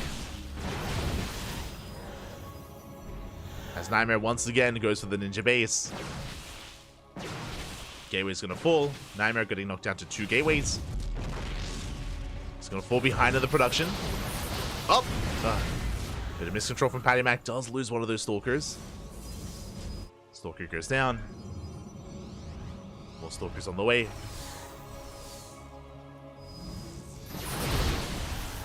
Going for the Prism. Prism does escape. Force field unable to look down the army. You see Patty Mac trying to bait out the Stalkers. Does push in. Another force field. And another Stalker goes down. These are brutal losses here, but Patty Mac is expanding. He's trying to transition out of this. Meanwhile, Nightmare going for his own Immortal drop across the map. Patty Mac should be aware that the Immortal's missing. Does get the gateway. And can now retreat. Speaking of back at home, Patty Mac is ready. Going for the Prism. Prism taking a lot of hits, will survive. Oh my god. And the Immortal does go down. Massive pick off. Oh, the Prism! Oh my god, we got the Prism and the Immortal! Patty Mac, calm down! War Prism goes down, Immortal as well. The only thing here is, oh, Stasis does catch the main army. Patty Mac is unaware of the ninja base, but it's still not paid for itself. It's just barely getting up and running. So we have 2 probes mining out. Patty Mac going for his own drop. Nightmare also in position. Uh-oh. That's 2 Immortals. Patty Mac has to be careful. Dips out. Dips out. Doesn't commit. Patty Mac is going to pull away. Phoenix on the hunt. Stalker's not quite in position. The Oracle will find the War Prism. Still a very tense moment here. Patty Mac has a 1 Immortal lead, has a lot of Stalkers. Meanwhile, we do go for the recall. Nightmare, he's getting away with the Ninja. Getting away with the hidden Nexus. Yeah, he gets fully saturated. Fully saturated on 2 bases with the high yield gas. Uh-oh. Recharging Gas Geyser is now saturated. Patty Mac has no idea. Patty Mac still has a larger army. Oracle in the main gets deflected. Patty Mac is moving out. Nightmare doesn't really have much to hold on, but has force fields. Like, that's the scary thing here. All Nightmare has to do is hold on to the ramp. Just defend the ramp, and he's ahead in economy. It's crazy. Nightmare pushing down the ramp, though. Shields get popped on one of the Immortals. And Patty Mac has no reason to scout. That's the problem. Like, why would he? Now seeing the expansion, and Patty Mac probably feels good about this. But he needs to break through. The problem is seeing this, how late this expansion is. Patty Mac, I'm sure, does feel safe. Does feel secure.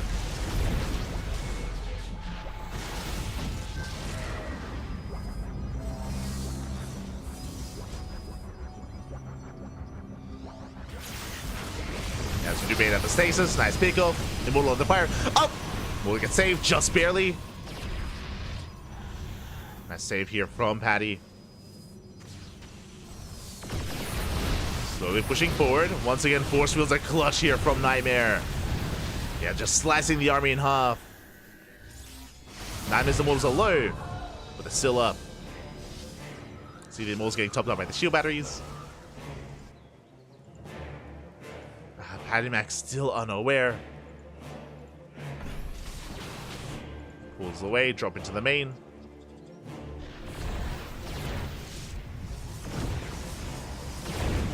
And it looks like Patty Mac is going to be able to get a pylon, but Blink is almost done. Uh-oh. Yeah, risky move here, and it looks like Patty Mac has to give up on the Immortals. The Prism goes down, the Immortals get recalled, but it looks like they're going to get shut down as well. Massive loss. War Prism and 2 Immortals. It was a risky play from Patty. Wasn't worth it. And now he's behind. Patty Mac, he's down in army, he's down in economy. Nightmare is snowballing out of control. He has 4 Immortals compared to the 1 of Patty Mac. I'm sure Patty Mac is probably thinking to himself, like, how is the army so large? What's going on? Doesn't make sense. I mean, it does. It does when you consider the ninja base.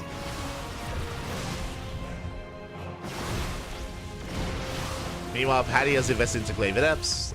Glaives don't scale amazingly into a longer game. They do a good job at buffering for the main army, true. If we had more Immortals, I would favor this composition, but it's only 1 Immortal.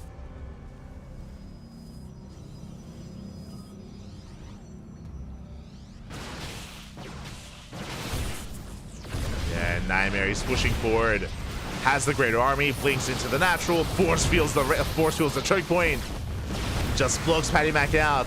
We have to pull the boys, we're committed. And Patty Mac trying to break through. We'll take down two Immortals. With reinforcements on the way. Not even. The force fields, they're brutal. They're so brutal. Finally, Patty Mac is pushing in.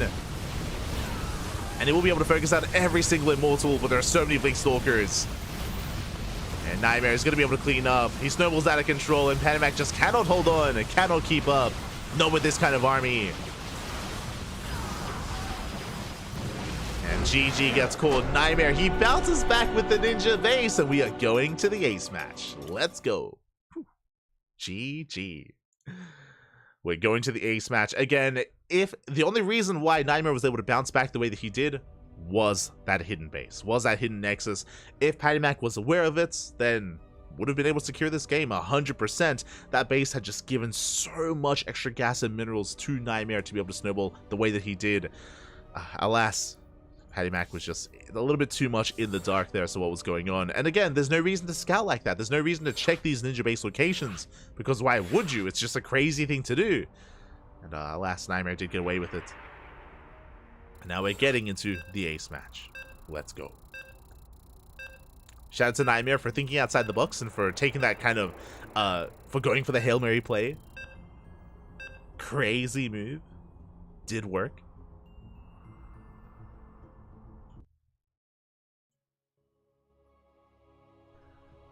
Here we go. We're getting into our next game.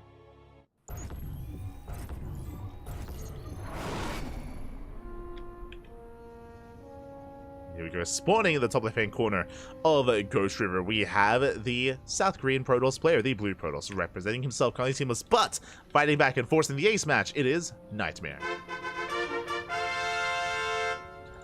And spawning in the top right-hand corner, we have his opponent. We have the Red Protoss player from the land of the Americas, being forced into the ace match. He's the underdog, but he's looking to bounce back and claim the series.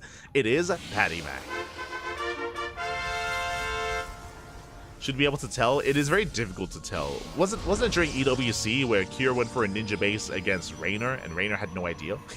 Like, again, ninja bases are really difficult to get a read on, just because it's not really something you consider, because it's so rarely seen at the pro level. You know, maybe it's a little bit more common like at lower leagues, but at the pro level it is very rare, which is why it worked for Cure and why it worked for Nightmare as well, because it's just something you don't really think of. You don't really think to check that, especially in that kind of game state, especially in that kind of intense situation. So again, it was a ballsy move from Nightmare. Did pay off, did work. And now we're settling into the ace match.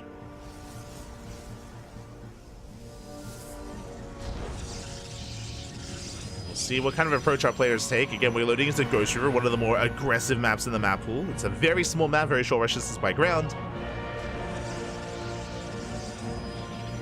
And as a result, we have seen some very short games here on Ghost River. Second pylon is placed in the main, likewise same for Patty Mac. No one is proxying this time, but we could still see one base all-ins.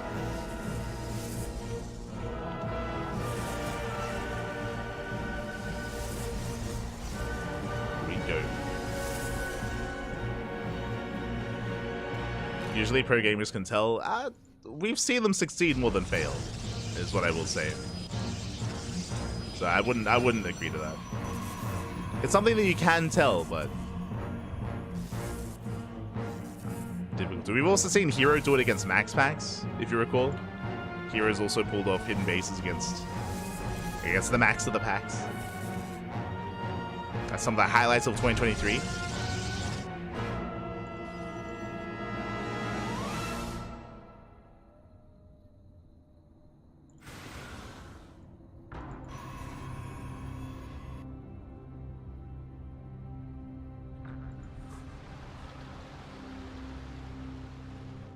As we do see both players expanding, settling into our two base economies.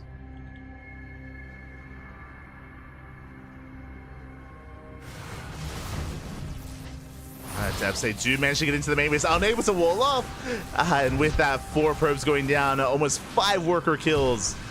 Yeah, 5 probes in there. Can we get 6? Not quite, but 5 is still an insane amount of damage early on. A very strong start for Nightmare. And we're not done. We have 2 more depths on the way. And we're not able to wall off. And here come another 2. And this could very quickly snowball into game-ending damage. It's not the way that I want the series to end, but these adepts, they're getting out of hand. They're getting out of hand, and more damage is going to be done. We're going to get another 2, 3. Can we get 4? He wants it. Gets 3 more probes.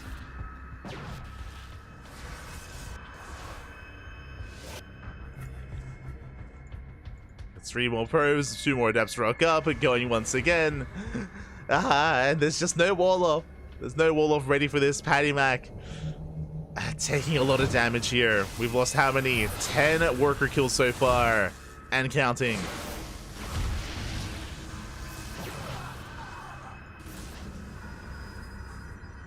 Meanwhile, across the map, Patty Mac getting read what's going on. It's going to be an Immortal-based opener here from Nightmare.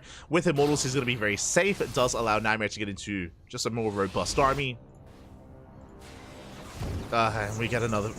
We're still getting more damage, Pappy. Oh no. Protoss players, look away. Look away, man. Oh, no. As we're going to get 7, we're going to get 8 probe kills here. Ay. It's 16 in total. That's an entire mineral line. An entire mineral line has gone down, and now Nightmare has a massive economic lead. Oh boy. Not like this. Not like this. And we do see Nightmare once again getting 1 more probe. Just the 1, but and eventually this will be cleaned up.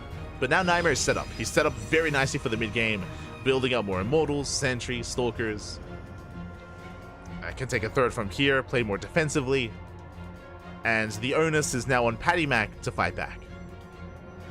The onus is on the red Protoss here to somehow bring this all back.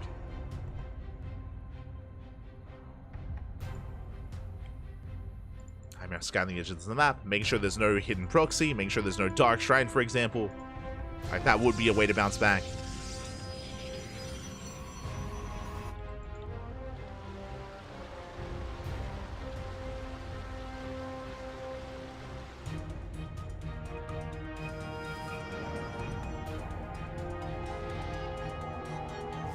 And with this move out from Nightmare, it's looking a little bit bleak. Again, when it comes to Nightmare having a superior economy, that just translates to an army. It translates to this army here. 2 Immortals, 4 Sentries, masked Glaive Adepts, soon to be Glaive Adepts, I should say. And Patty Mac has 2 Stalkers and a handful of Sentries back at home. Like, we just barely have an army. Patty Mac does go for a big counterattack though. But Nightmare is pushing in. He juggles over the wall. Into Patty Mac. The boys are being pulled in a moment of desperation. Does attempt to focus out the prison, but the prison does survive. Prison does live. Takes a lot of hits though. Across the map, the Stalkers are getting a lot of damage, but we do have defensive warp ins. Oh my god, as we lock down the final Immortal, GG gets called. It's just far too much damage early on, and Nightmare will take the series at 2-1, advancing on to the quarterfinals. GG. GG, well played. Nightmare will take it. My condolences to Patty Mac, especially because like we had a very exciting game 1 and game 2. Both game 1 and game 2 were very close, very neck and neck. Here in game 3, it did just come down to Adept harass. Came down to the Adepts getting in time and time again. Unfortunately, Patty Mac was just not ready for the first wave of Adepts, and it just snowballs from there. Once one Protoss player gets going with probe kills, it keeps going, and we weren't able to wall off in time. Patty Mac at that point was just trying to cut corners and try to be greedy, and didn't get away with it. Did not get away with it in the end. Congratulations to Nightmare. Again, not the end of the series that I was hoping for, but regardless, it was an exciting series nonetheless. And a shout out to Patty Mac for almost taking the 2-0. Again, game 2 on Alkyone was in the back for Patty Mac. Patty Mac was in an amazing position. If it wasn't for the Ninja base, we could have seen a different outcome. We could have seen a 2-0 for Patty Mac. In the end, Nightmare does bring it back. GG, well played. And with that, we are going to be, I imagine, following Nightmare into the next round. Let's find out. Let's find out what's going on and where we are. Exclamation mark B in the chat if you guys wish to have a look at the record yourselves. Let's see what kind of updates we have and where we are. We have Cure. Cure takes down Shameless 2-1. Big shout out to Shameless. Again, Shameless is an up-and-coming player. We've been covering Shameless for the past year. Shameless has been popping off. Oh, I do need to catch up though. Yeah, Shameless has been popping off. I need to actually, one moment. Un momento. Oh, as as a shout out, Patty Mac, you played well, Papi. You played well. Thank you for the raid, Papi. Thank you for the raid. Hope you had a great stream. Hope you enjoyed your performance and your, I imagine, even ladder session leading up to the tournament, leading up to ESL Americas. You played well. Again, I'm sure you're hearing because of the delay. I'm sure you're hearing what we said earlier, but you almost 2-0, Papi. You almost 2-0. GG, GG. Much love. Slash shout out, Patty. Shout out, Papi. Shout out. But we are just setting up because we're going to be following Nightmare into the next round. You can see here, Nightmare, he takes down Patty Mac and he advances on to face off against Björn in the quarterfinals in a TVP. That is what we are casting next.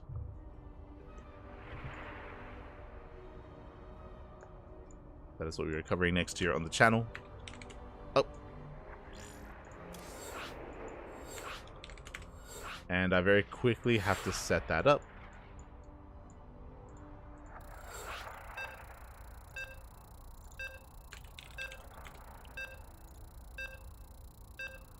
Here we go. Beautiful. We have our quarterfinals. Vetoes are done and we're jumping into game one. It's going to be on Alkyone. Let's go. Let us go. There's just a lot of updates to go over, and I have no time. I have no time, Papi. We're jumping on in into game one of our first quarterfinals match of the night, and spawning in the top right-hand corner of Alkyone, we have our South Korean Terran player, the Blue Terran, representing Shopify Rebellion. It is Björn. And spawning in the bottom left-hand corner, we have his opponent. We have the South Korean Protoss player, the Red Protoss, down, or currently teamless, but looking for a team deserving to be on a team. It is Nightmare.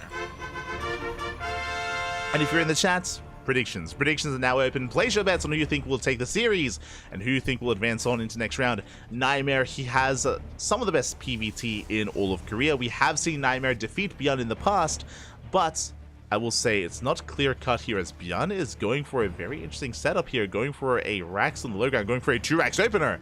Okay. There should be 2-Rax Reaper here from Björn as the second SCV is in position, just waiting for the resources, I imagine, for that second Rax. And it's going to be on Nightmare to keep up, to defend, to get a read what's going on, as the probe is coming in for a scout, but the probe should move towards the left, not towards the right. And there is the second Rax.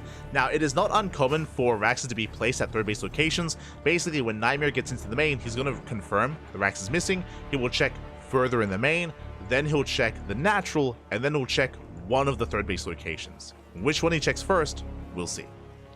As you can see, first, again, checking further back in the main. Trying to piece together what's going on. Likewise, now he's checking the natural, and from here he should check one of the thirds, as the probe does barely miss the SCV.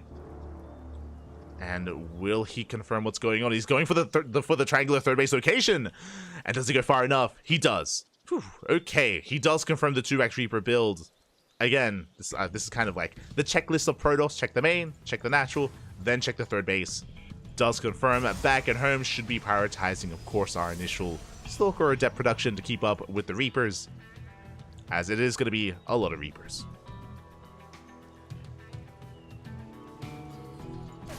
We go. Reapers are on the way.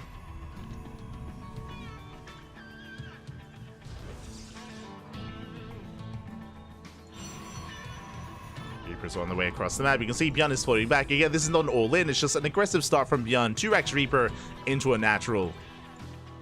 Reapers are amassing back at home, and Nightmare is setting up. We have a shield battery on the natural. Likewise, we should soon be seeing, we don't need a shield battery in the main, as we do have a full wall off of the Reaper cliff, so the naturals all we have to focus on, or we have to defend, as the Reapers have arrived. Nightmare being proactive, patrolling just outside its natural. with the first couple of shots off. Hunting down the Reaper. Ooh, does not get it. Beyond does escape.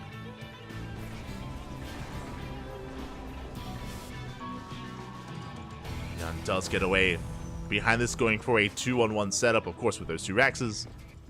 We'll have an abundance of Marines to work with. Should be rushing towards Stim.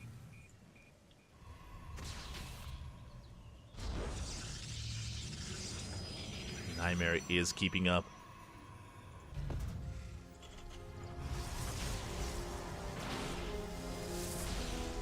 As Robo has been thrown out, so it's going to be a very safe opener out of Nightmare. I should have emphasized that as well. For those that are curious, there are three kind of tech paths you can go through as a Protoss player in this matchup: Robo, Twilight Council, and Stargate. And with a Robo opener, it does mean that we are going to be lacking Blink Stalkers and Phoenixes to harass across the map. Instead, this gives us access to faster Immortals and faster Colossus production to get into a more robust army. To begin with, it's going to be a Warp Prism. With this, we can harass across the map. We can warp into depths and drop them right into the mineral lines and go for some economic damage. For now, going for the Stalker drop across the map. Bold move here by Nightmare, especially considering that there are three Reapers on the map. But because he has an abundance of Stalkers, he's assuming that Bjorn won't try to push in because there are so many Stalkers. So Bjorn is being more passive, and that means that Nightmare gets away with this counterattack. Meanwhile, there's the Bay on the way. As we mentioned, fast Colossus because of the fast Robo. Colossus production on the horizon. And Nightmare does dip in. Gets a Marine. Gets a Marine so far. Up! Oh my god. My shot doesn't go up. And can we get a second Marine kill? Looks like with the help of the medevac, we should not be able to. We do get two more. Okay, one more even. Two in total. A third Marine. So 3 Marines for nothing. Nice trade here for Nightmare. But he was hoping for economic damage. He was hoping that there weren't reinforcements in position. He was hoping for some SCVs. As the drop is denied. And Bjorn moves out across the map, going for a mine drop. He's going for the initial mine drop.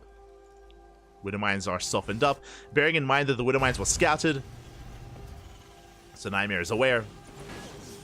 Slipping into the main base. Stim is done. At the same time, though, is Nightmare focusing? Does he notice? He does. Does notice in time, does pull away. Up! Ooh, gets 2 probe kills. As one of the shots is wasted in the gas geyser. At the same time, across the map, we're dropping into the mineral line. And once again, Nightmare, he does preserve every one of those Stalkers, just barely. 2 of them are very low, but he does survive. Does survive, zones away the medevac. Army slips in. Nightmare gets away. Whew. Some clutch moves here out of Nightmare. Likewise, Bjorn did save all of his Widow mines. Only got 2 probes for 3 Widow mines, but they're still alive. They can come back in once again. So we can go for another dive. Meanwhile, Colossus, the first one is out. Should be going into a second. Third base being taken. Oh, as Nightmare, he wants that depot. He's going to get it. Depot goes down. Vikings are coming to intercept, but alas, Nightmare can unload those Stalkers and can protect that Prism. Bjorn, oh, supply blocked. Supply block for a time. Moving out with his main army. He is moving out. Prism's racing back home. Again, with our initial Colossus, we should be okay. Widow mine drop comes back in. Nightmare, he doesn't react. Late reaction, late response, massive mine shots. He gets 3, ooh, gets 4. 4 probes go down, and here comes the main army towards the third base. The Prism is going to be targeted down. And alas, the Prism will fall. Overcharge, not in time. Yeah, alas, the Prism just barely didn't make it. So a very nice pickoff here from Bjorn. He gets the Prism, he forces the overcharge. Doesn't commit to a fight. Again, he cannot fight these Colossus. It's just not going to happen. Bjorn has to respect it. I should say he can't fight the Colossus back at home with the shield battery, but out on the map, Bjorn could take a chance. Has to pull away. Bjorn pulls away. Nightmare keeping up, moving out across the map. Tank is in position. We have to respect the tank. Ooh, yeah, big tank shots going off. Nightmare does pull back. Let's pull away, staying on the edge of tank range. Oh, the hallucinations here to tank a tank shot. Killed as well. Again, the attack rate of tanks are quite low. So you can try to bait out the shot, then dive on the tank. Speaking of, we're going to try and push in. Bold moves, Zelda coming from the right-hand side. The tank does go down. And a Nightmare, he's breaking through. The Colossus doing so much damage to the back line. There are still a handful of Marauders pushing in, though. And they're going to try and target down the Colossus. But last, the kiting is a little bit too good. And Nightmare, he's snowballing out of control. He breaks through the initial defensive line. 10 SCVs go down, but here come the Vikings. And where's the anti-air? No Stalkers. No Stalkers. 2 Vikings. The hero Vikings. Oh my god. Get back home. Racing back. At the same time, Zelda wreaking havoc. They're getting SCVs. They're catching a tank as well. They're catching reinforcements. Oh, the Warp In does barely finish. The Prism goes down, but does Warp In Stalkers. We save the Colossus. That is worth it for Nightmare. Otherwise, everything would have gone down to the Vikings. Meanwhile, Bjorn, his economy is crippled. He does save the 3rd base. It is non-orbital, but it is safe. And Nightmare, you can see that he wants to keep going, wants to go for the kill. If he had the War Prism, he could reinforce, but alas, the War Prism, it's being rebuilt. It's going to be delayed. Nightmare's getting ready for the 2nd wave, but it's going to be a little bit later than he would have liked. Bjorn has some time to recover. What do we have? 1 tank, 2 Vikings, a handful of bio units. It's not going to be an easy hold here for Bjorn. Now, Nightmare doesn't have to push into the natural. All he really has to do is deny the 3rd. If he can deny the 3rd base, even get a kill on the 3rd base, that's all he does need. So the run base being set up to get into the mineral line. Nightmare pushing in, going for the CC. Army's distracted. Zealous, they do step into the mineral. They get into the natural. They try to. The tanks will shut them down. The base under fire. Due to 9 mining. And we get 6 SCV kills. Did I say 6? 8? Not bad. 8 SCVs go down. Nightmare reinforcing. Again, he is so close to breaking Bjorn. So close. And it looks like he's going to try and distract the main army while dropping into the main. At the same time, taking a 4th base. And Nightmare does get in. Yeah, Bjorn out of position. We go for a massive warp in as well. Tank does hold the line. But damage is being done. Even though Bjorn deters the main army, it's the run by. It's the drop into the main base. 11 SCVs go down and Bjorn is being pulled apart. He just doesn't have the supply. Doesn't have the numbers to defend both locations at once. Viking comes in, going for the Prism. And Bjorn, he's just stuck on 3 bases, on less than a 3-base economy. Prism does recall back home. This time the War Prism does survive. And Nightmare is going to back off, saturate once again, and this time Refiner's army +1 attack is on the way. We have the Temple Archives. Do we have Storm? Not yet. We have at least Archons though. Archons are morphing in, Immortals as well. Nightmare does take an economic lead. So run by, sorry, DT run by being set up as well. Now what is scary is that Bjorn, because of his economy, because he's taking so much damage, scans are maybe something he doesn't really have available. He does have a scan at the natural and at the 3rd, so thankfully he does hold on to scans. He does hold on. Gonna go DT in each base. We get 1 scan, but there are 2 more DTs. The Dark Templar, the Invisible Man is just too much. There's a 2nd scan. But the main base still under fire, and here comes the main army. The tanks are exposed. The tanks, oh, not quite. Okay, we do hold on. Bjorn holds on to the 3rd, but that 1 Dark Templar still wreaking havoc. Nightmare pulls away. Do we have another scan? Now we do. Nightmare pulling back, getting another robo, getting to double. I imagine Disruptor production is going to be ideal for now Immortals. Now, bearing in mind that Nightmare is still very committed, what I mean by that, no gases. No gases at the 4th, no gases at the 3rd. That's why he's got so many Zealots. Like, it's a very kind of cheap army. Like, he's been able to preserve the Colossus and the Stalkers, even though he hasn't been making any, which has been very impressive. But if he wants to double down into a 2nd robo, we will need some extra gases. As we're getting into Shadow Stride, Blink for the DTs. Bjorn, he's holding on, he's stabilizing.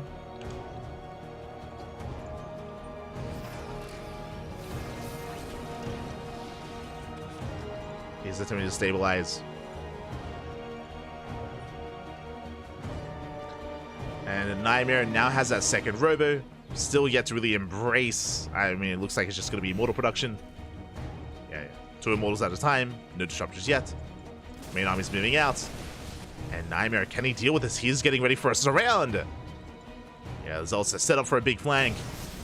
Nightmare trying to force a siege. Bjorn pushing in. Tanks will siege up. Zealots are a little bit too far back. The surround is quite late. We're coming in. At the same time, Zella run by, Zella warping across the map, SCVs are going down. Beyond is all in. At this point, Beyond is all in, and Nightmare is maxed out. As Zealous, they came to the production. They get all the SCVs, they get the reinforcements, and now we come in almost with a 360 surround. Zealous from the front, Zealous from behind. And Beyond is going to be swallowed up. And there's barely anything left. GG gets called, and Nightmare takes game number 1. Whew.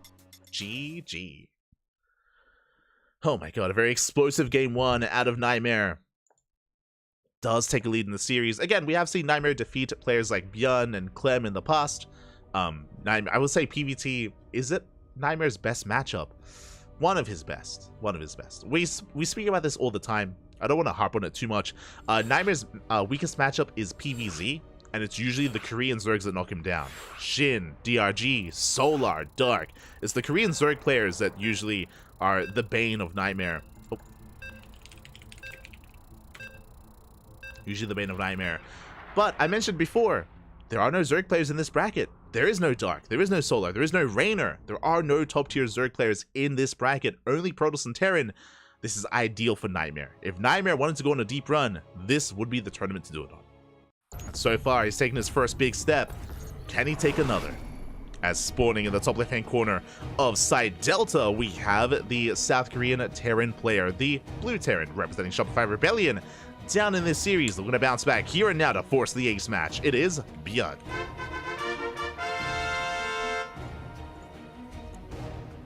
And spawning in the bottom right-hand corner, we have the South Korean Protoss player, the Red Protoss, leading the series 1-0, one game away from making it to the semifinals. It is Nightmare. We go.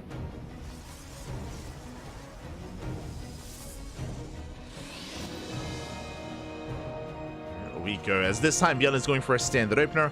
As a reminder, Bjorn did go for a 2-Rax Reaper early on, which didn't really get much damage. Nightmare was able to shut it down. This time, Bjorn going for an economic, oh, never mind, going for a tech-heavy opener. Double gas into a faster factory, into potentially Widowmine drops, Reaper Hellion, Cyclone. We'll keep an eye on Bjorn, potentially even Tank Banshee. We'll see what he goes for, as Bjorn is going to be delaying his expansion. Meanwhile, Nightmare is scouting for proxies. I don't blame Nightmare. Bjorn is known for being very cheeky and very aggressive, so Nightmare, he's looking for proxies right now, checking the locations, making sure that Bjorn is being honest. Making sure there are no shenanigans, yeah, even checking the center location. Now moving down towards, yep, the triangular third. Nightmare is just being very adept. He's just making sure that Bjorn's not being cheeky. We can see that he isn't, but Nightmare's confirming. Nightmare is confirming. Back at home, expanding. Going for a Gate Cyber Expand. Standard opener. Bjorn moving out with his own SCV. Ooh, do we go for a proxy starport? Looks like we are. I was curious what kind of tech we would go for. As a reminder, again, double gas, late expansion for Bjorn, and it's going to be a 1-1-1 add-on swap, Hellion into drop play. I imagine we're going for an add-on swap here for Hellion production with the reactor, and then show us the starport.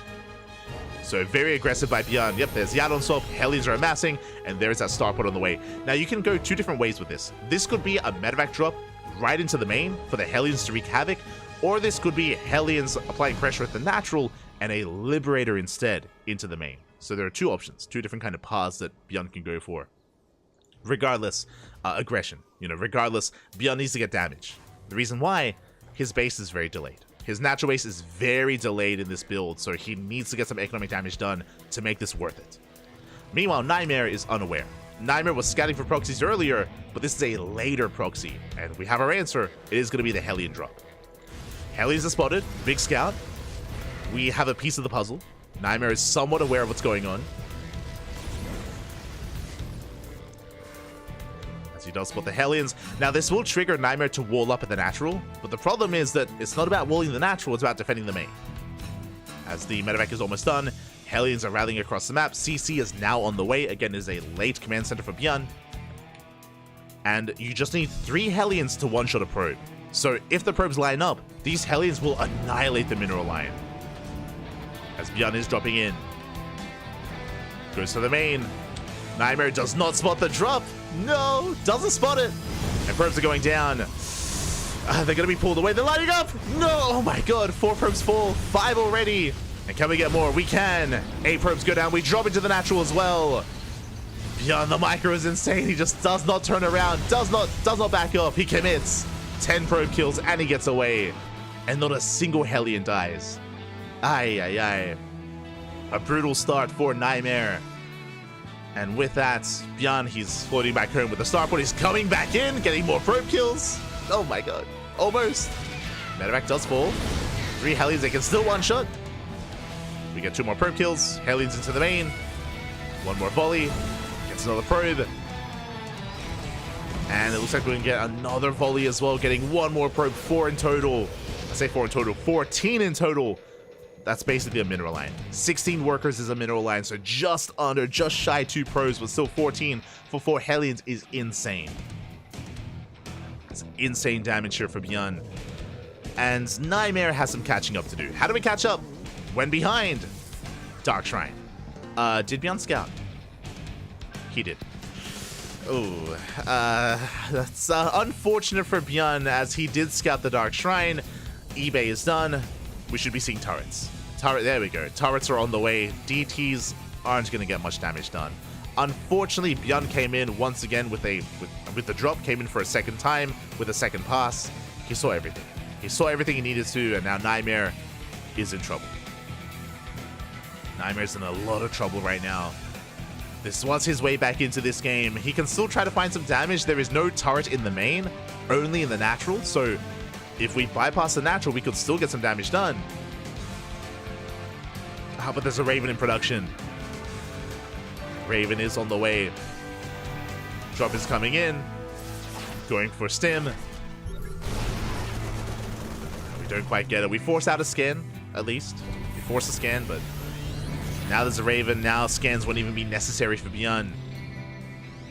And Nightmare going for an Archon drop. Gateway explosion. Ooh, it looks like a 2-base all in.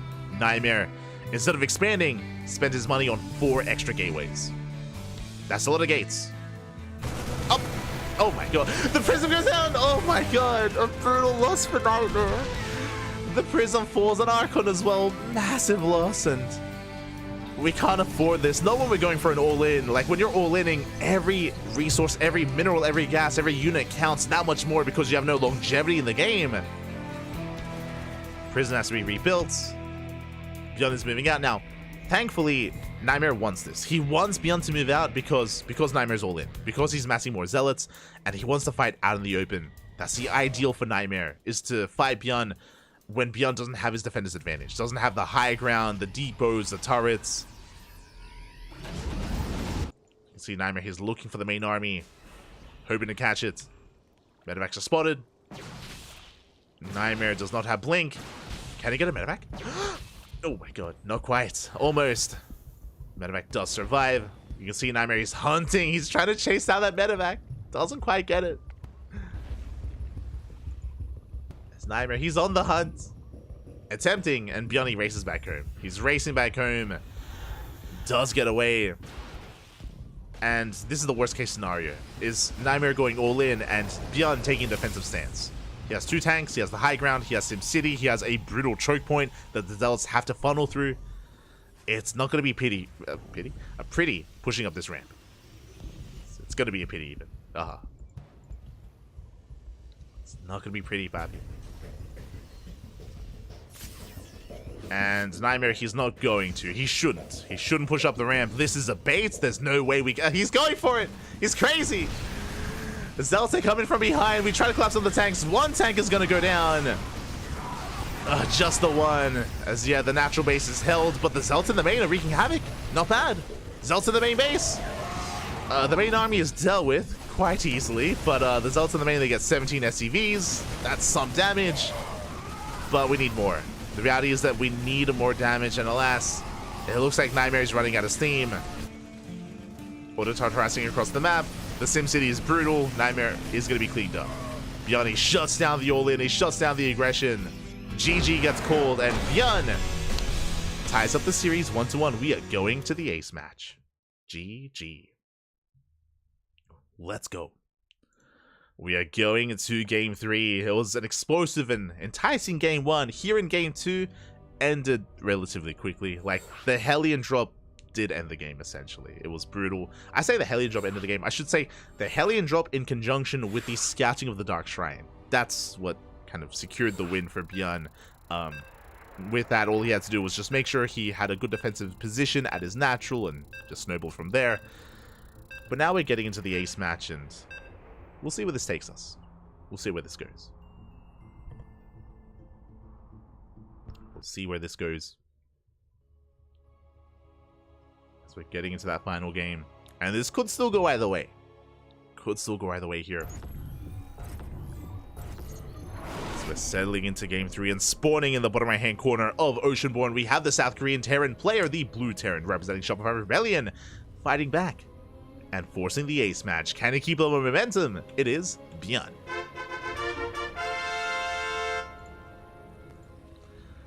And spawning in the top left-hand corner, we have his opponent. We have the South Korean Protoss player, the Red Protoss, representing himself, currently teamless, being forced into the ace match. Can he bounce back? It is Nightmare. Here we go.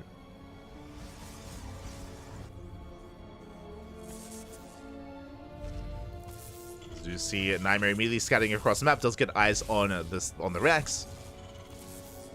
Tase away will pose a threat, just being as annoying as possible, forcing out another SCV, and another. Just Nightmare being as annoying as possible, and setting up back at home. We're calming things down. This time there is no proxy, and this time Bjorn is going with a single gas opener. This tells us economic. It means that Bjorn is going for a Rax into CC on the low ground, Rax expand from Bjorn, as opposed to the more aggressive start that we had in the last game.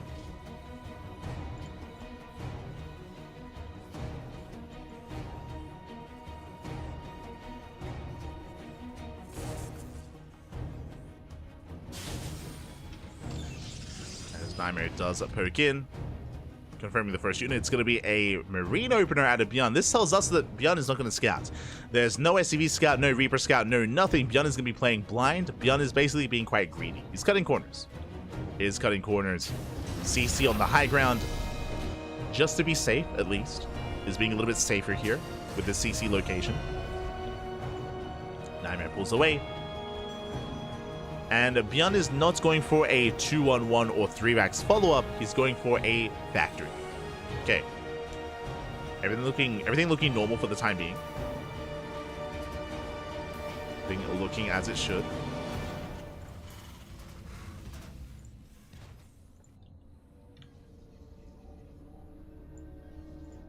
As Nightmare is setting up a proxy. Interesting. Pylon has been placed, and we'll see how hard he commits. This could just be for a gateway to harass across the map, to apply some pressure and delay the expansion and get some economic damage while he builds up back at home.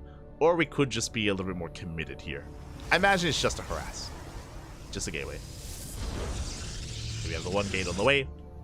So just a 2-gate opener out of Nightmare. And if Bjorn was making the CC on the low ground, then Nightmare could try and delay the expansion by sniping the building SCV. Alas, that's not going to happen. CC is getting up and running, and Nightmare will confirm. Okay, does confirm the CC. Behind this, 3rd gate's on the way. No tech yet because of the proxy.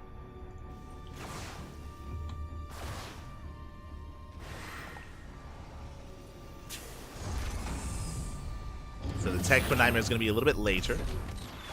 Cyclone has arrived, hunting down the Adept. Won't quite get it. Adept shades away. And we'll see if Nightmare will eventually make use of this proxy gate, as Warp Gate is about to finish up. And you can see Nightmare rallying across the map. It's not much. He's got 2 Adepts, he's got a Stalker. Here comes the Warp in. Again, he can warp in 3 units at a time. 2 Stalkers and a 3rd Stalker as well. And the goal here, as we mentioned before, is to try to break the natural. We do catch a Cyclone! Big pickup! 1 Cyclone goes down! Uh-oh. And there's 1 Cyclone left. Bjorn coming in from behind. We're going for the main base. We're going for the mineral line. SCVs are going down. And Nightmare, he's committing, but he's getting trapped. Up! And we get a lock on, and 1 Stalker goes down. Meanwhile, we do pick up 6 SCVs, but it looks like Beyond will clean this up. Beyond will clean this up. We'll shut this down. Nightmare, he wants the medevac. He gets it. Barely. Game paused. As we do have a bit of a pause. And hopefully everything is okay. Oh. Hopefully. Maybe just some hockey issues, or maybe a little bit of latency going on. But we'll wait, of course, for things to resolve themselves. All good. Oh, okay. Wait, we're okay. I think. Oh, if anyone can translate, I'd appreciate it. I understood the TT. There we go. Coming back in. It looked like that Björn had accidentally activated like a different keyboard. We're back.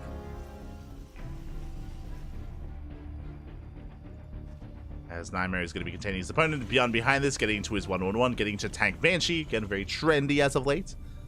Tank Banshee can be quite devastating. Meanwhile, I was just about to look at the trades. Cyclone does go down. When I started stepping out of Beyond, does catch a Stalker. Adepts, they bypass the main army. Again, there was 5 Stalkers going down. But Adepts, they do get into the mineral line. They pick up an SCV. Not just one. They catch a couple, but the tank has right. With the help of the tank, Björn should hold. Björn should be okay. As he forces Nightmare to shade out. More Adepts going to be reinforcing. And Nightmare is working towards Blink.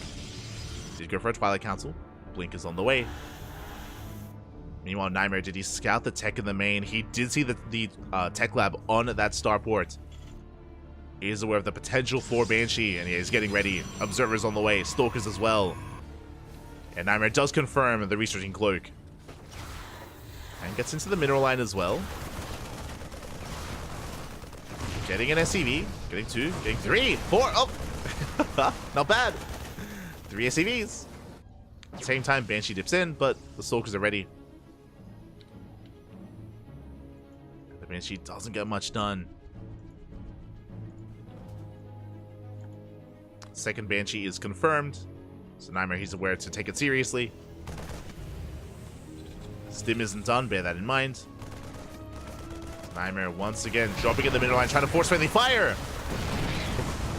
It does attempt. Leads off 1 Adept, 2nd Adept as well. So 2 Adepts for 3 SCVs.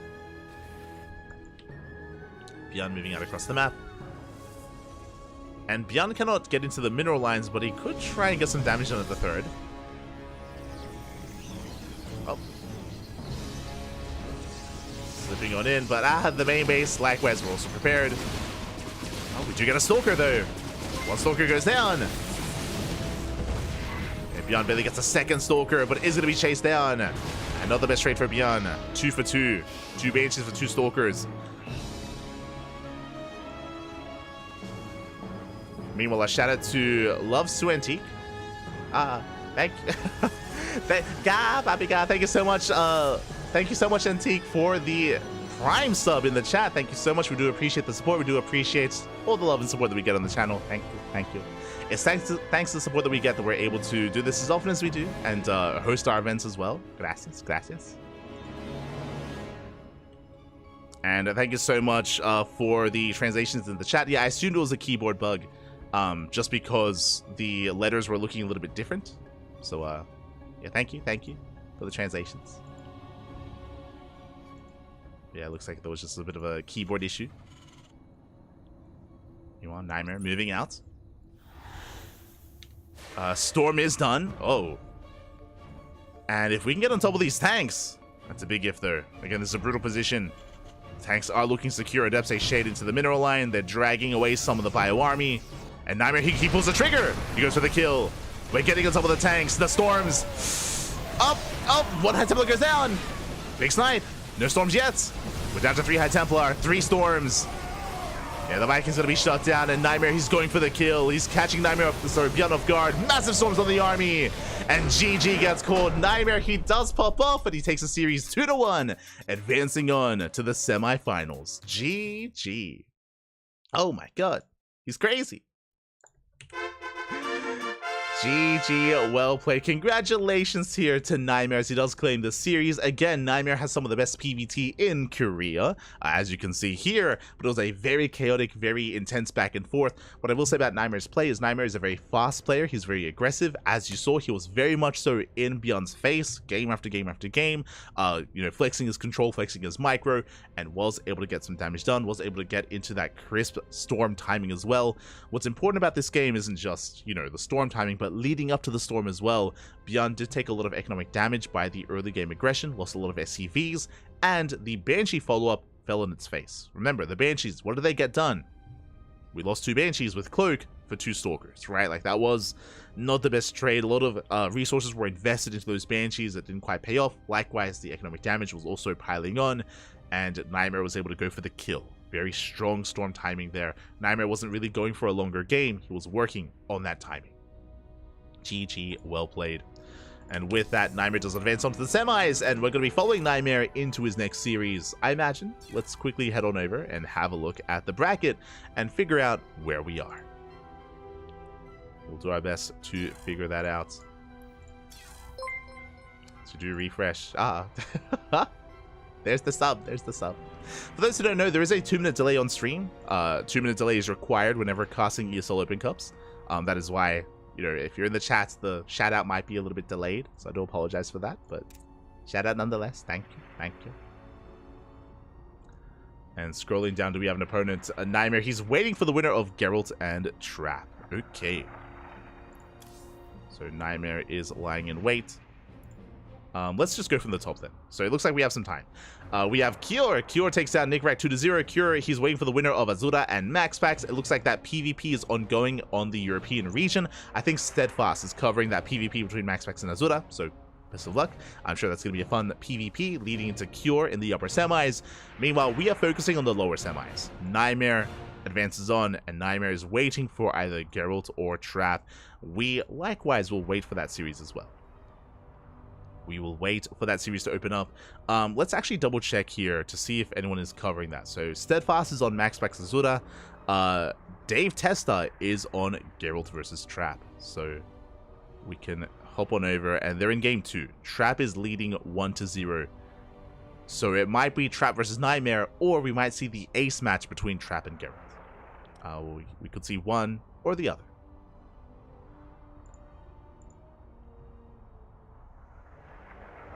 Here we go.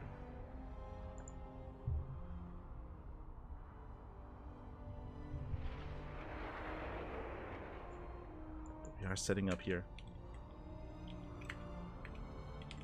Semi-finals. Nightmare. Trap. Okay. Getting ready for the potential semis.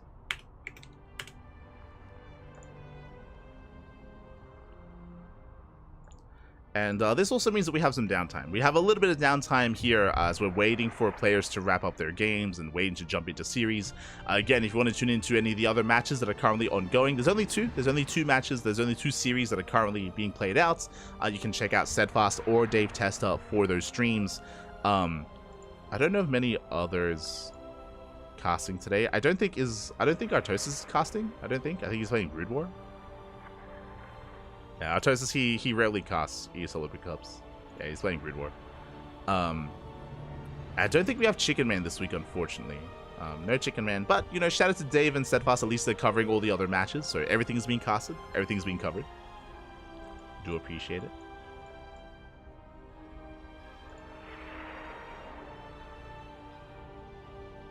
Do appreciate it.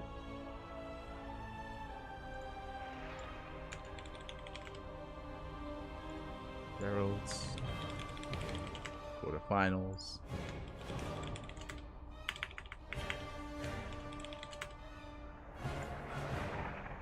Beautiful. Just catching up in the chat. Catching up. Hey, he called it a bug. Oh, thank you. Thank you for letting us know. Thank you. And then he ended in 3, 2, 1. Appreciate the translations. We didn't catch that. But yeah, so we have some downtime, so we're going to be going on a break. Take this moment to get some snacks, get some food, get some water, drain your disruptors, massage your marines, tuck in your Tempest, and when we come back, we will have our next series. Either the semifinals between Trap and Nightmare, or Game 3 between Trap and Geralt. We'll be back soon.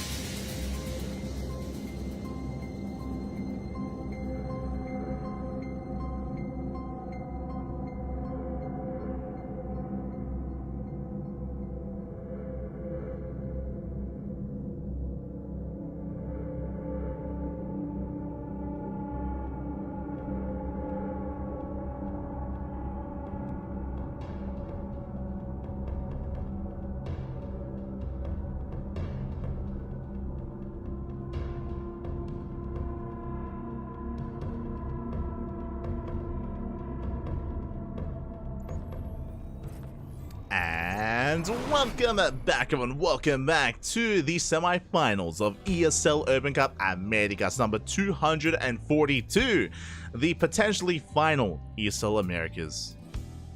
Period.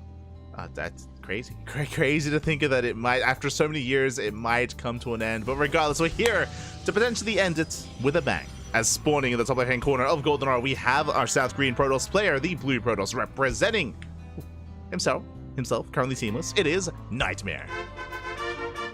He just took down Beyond, but now he's locked in a PvP, and spawning in the bottom right-hand corner, we have the ex-military Protoss himself, the Red Protoss, representing Gen G Esports. It is Trap. And if you're in the chat, predictions are now open. Place your bets on who you think will claim this series and advance on to the next round. Honestly, it's a PvP. It could go either way. It could go either way, the way of Nightmare or the way of Trap. It is up in the air. Best of luck to both players. I'm hoping for an ace match. I'm hoping for a game 3. But for now, we're settling into game 1. Settling into game 1. It's going to be a 2-gate opener here from Nightmare. Likewise, 2 gateways here from Trap. So far, so good. Just going to be settling into our initial openers. Likewise, we're going to be keeping an eye out for those second pylon placements as well. We can see Nightmare, he's checking on the right-hand side. He's moving out his probe, most likely setting up for a fake proxy pylon.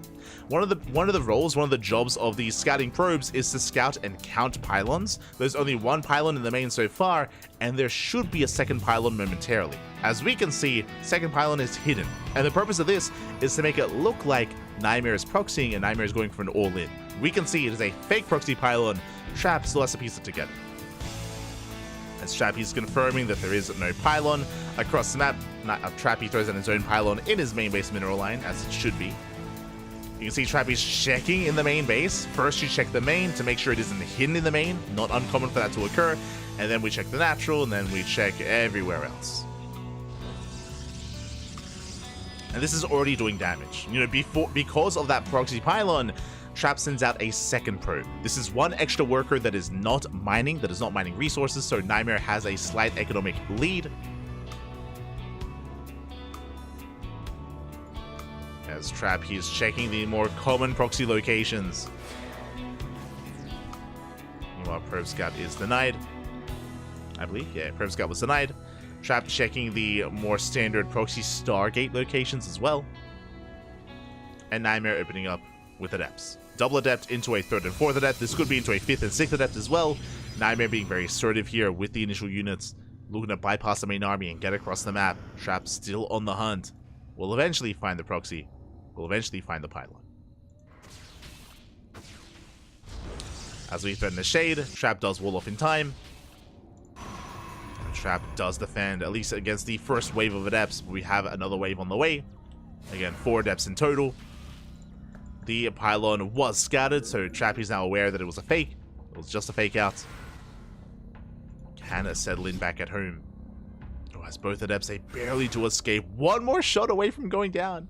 And you can see Trap is making a beeline for the pylon. Is going to try and knock it down. But that does also mean that the Adepts are not at home to defend. Sorry, Stalker's not at home to defend. The Stalkers are revealed. And Nightmare, do we take advantage of Trap? We're going for the sentries. Sentries under fire. Taking a lot of damage. And we commit to the shade. We're going for the sentries. We get one Adept. And we're going for the other. So far, a decent trade. We get both Adepts for one. The other will escape. At the same time, though, pylon to get knocked down. And now we're calming things down. We're getting to our tech of choice. It's going to be a Robo opener out of Nightmare. Meanwhile, you see Trap going for a Twilight Council. Twilight Council versus Robo. Here we go. Now with Twilight Council, this should be for Blink. Yep, Blink is on the horizon. With this, Trap will have a more mobile army. His army will be very flexible with Blink Stalkers. Meanwhile, we see Nightmare will be going for a more Immortal-heavy composition. Access to more Immortals. And Nightmare is going to be the defender as a result. Nightmare as the defender, Trap as the aggressor. As Trap is catching the Adepts. 3rd base being taken, Trap does spot it, and it's going to be on Trap to punish this fast 3rd. We'll see if he can.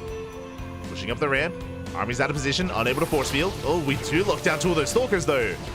We get one, trading 1 for 1. And the second Stalker will fall as well. Nice pickups here from Nightmare. Catches 2 Stalkers. Here come the reinforcements. Trap going to be expanding behind this, getting ready for his own third. But for now, focusing on aggression. And Trap is distracted. Sorry, Nightmare is distracted. Trap pushes in. Oh, waiting for this force field. Doesn't quite throw them down. It FSA shaded to the mineral line. Probes are going down. And 3 probe kills already. 4 probe kills. Oh my god. Trap popping off. Takes a worker lead. Nightmare can recover from that. Can stabilize with a faster third. So Nightmare can afford those losses. As Trap is getting to his own third base, and Nightmare does go for his own counter shade. Oh my god. Gets a probe.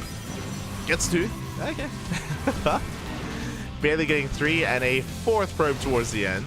So an even trade, 4 for 4. Not bad. Meanwhile, Blink is done. We spoke about how mobile Trap's army is, and this is a good example of it. He can try to bypass the main army, blinking into the main base, but there is an Immortal. There's Immortal lying in wait. Is under fire. We have to be careful. The Immortal taking a lot of hits. We can see Nightmare coming in from behind. It catches out 1, 2, 3. Oh my, 3 Stalkers. Nightmare. He's popping off. He saves the Immortal. He gets 3 Stalker kills. Gets his third base up and running. Nightmare does have the economic lead, and the pressure is now on Trap. We need more damage. Trap moving out.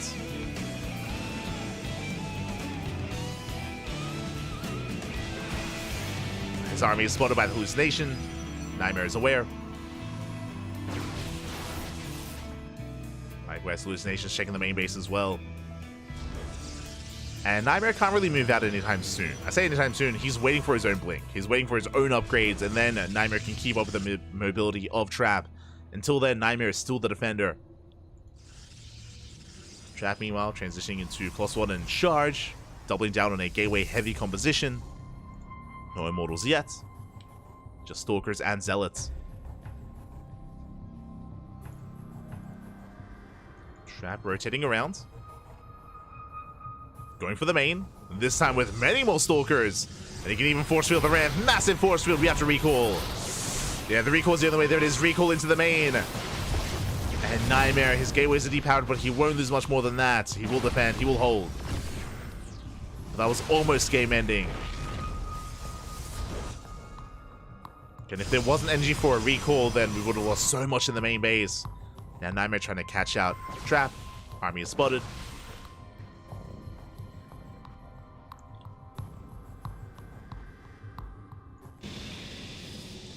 Nightmare, he's had enough defending. Now he's breaking out. He has his own blink. He has +1. Finishing up just in time for the push.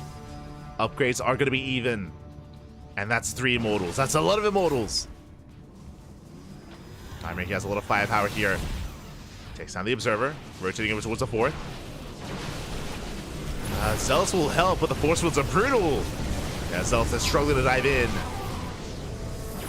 Zealots do struggle. Nice force fields. 1 Immortal goes down. Massive pickoff. Prism a little bit too far back. The force fields are brutal, but we blink over. We blink over the wall. We go for the Prism. Prism goes down. And Nightmare, he's pushing in, and he still has 3 Immortals behind this. Lost 1, but the others do survive. And we do jungle back. GG gets called. Nightmare snowballs out of control, and Nightmare takes game number 1. GG. Also, I forgot the God damn it. I forgot the predictions. Usually I'm on top of it. For those that are curious, because of the 2-minute delay, I have to wait 2 minutes into the game to post predictions, and I keep forgetting. God damn it. I keep forgetting that. So I apologize. Predictions are going to be a little bit late to this series. As a reminder, predictions are for the entire series, not for just the game. So I do apologize for that. My bad, my bad. It's so much easier on events that don't have a delay. It's you just press the button and you just do it. But yeah. My bad. I'll try and be better for the finals. I'll do my best to get those predictions going. I just get enthralled in the game, Papi. I just get enthralled in the cast. Regardless, we're settling into game 2. We're going to be loading into Ghost River. Let's go.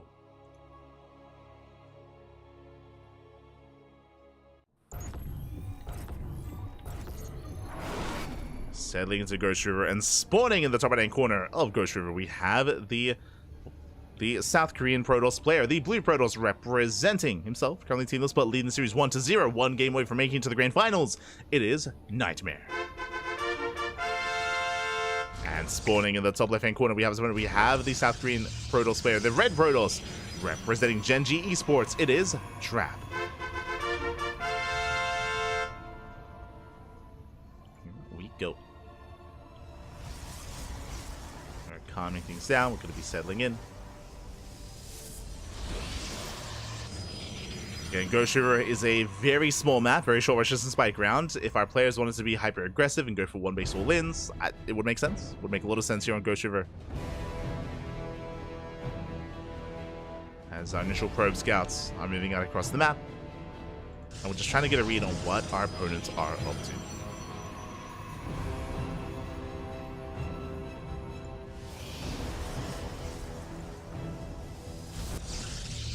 There we go. 2-gate opener from Nightmare, 2-gate opener from Trap. Nothing too crazy. Not in the early game.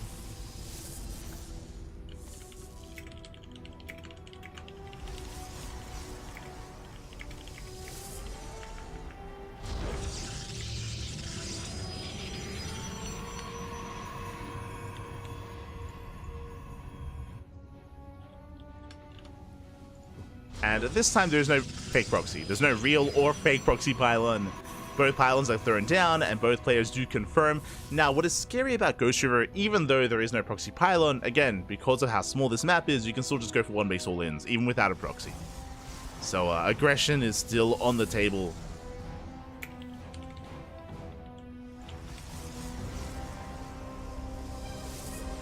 Aggression is still viable here. It's going to be double adepts from Trap, double adepts from Nightmare. So far, mirrored builds. Oh boy.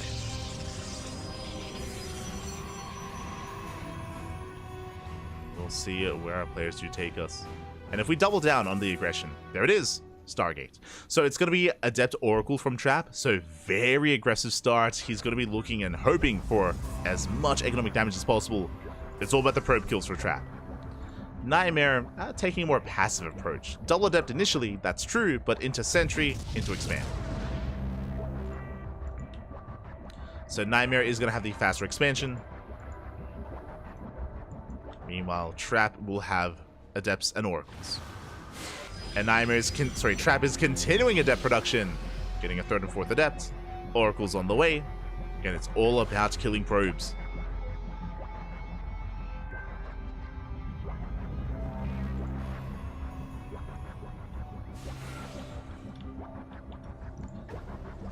All about killing workers, as we do deny the shade for the time being.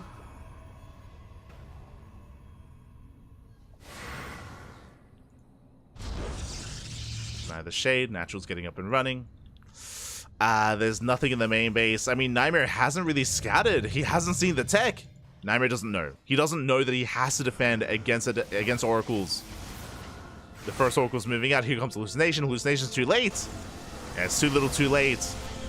Adepts take him into the fight. Oracle dives in. No shield battery, no stalkers, no nothing. And we get 3 probe kills and a lot of lost mining time. Oracle doesn't get a 4th worker, but so far so good. Nice damage. So we were able to cause a lot of chaos.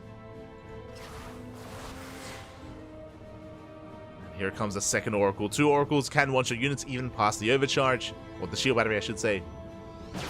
But this time there are Stalkers in position. Despite that, another 4 probes go down. Oof. And Trap does take a worker lead. Now on the flip side, the upside for Nightmare is, I was going to say the Blink timing, but Blink does start up at the same time for Trap as well. So Trap has done enough damage to get an economic advantage. Is up on probes. And is looking to take a 3rd.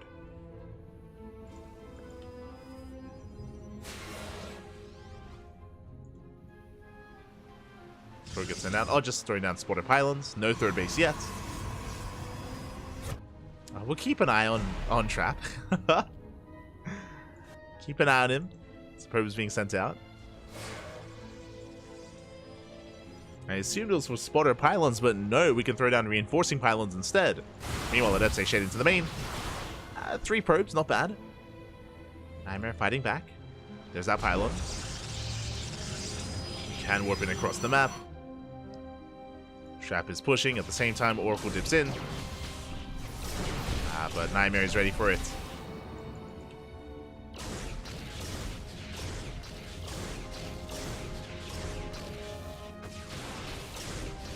This could be ready. Hallucination gets shut down. Both players set up their own pylons. Oh, proxy gateway. Oh my god. Okay, Trap. He's going to be committing that much harder. He is not expanding.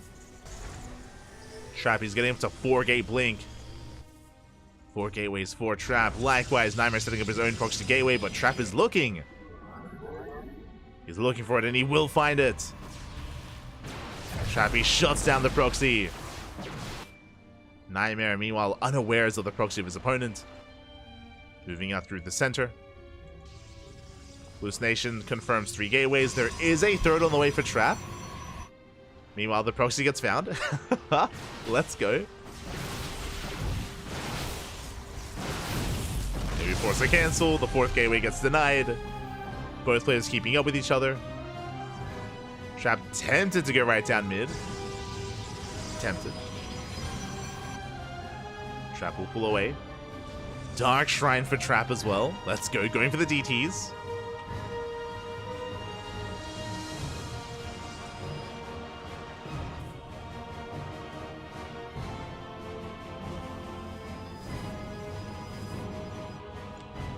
Going for the Dark Templar. Trap does confirm that his opponent's expanding. Both players are calming down. Whew. And we can embrace the mid game. Okay. We can calm things down and embrace a longer game.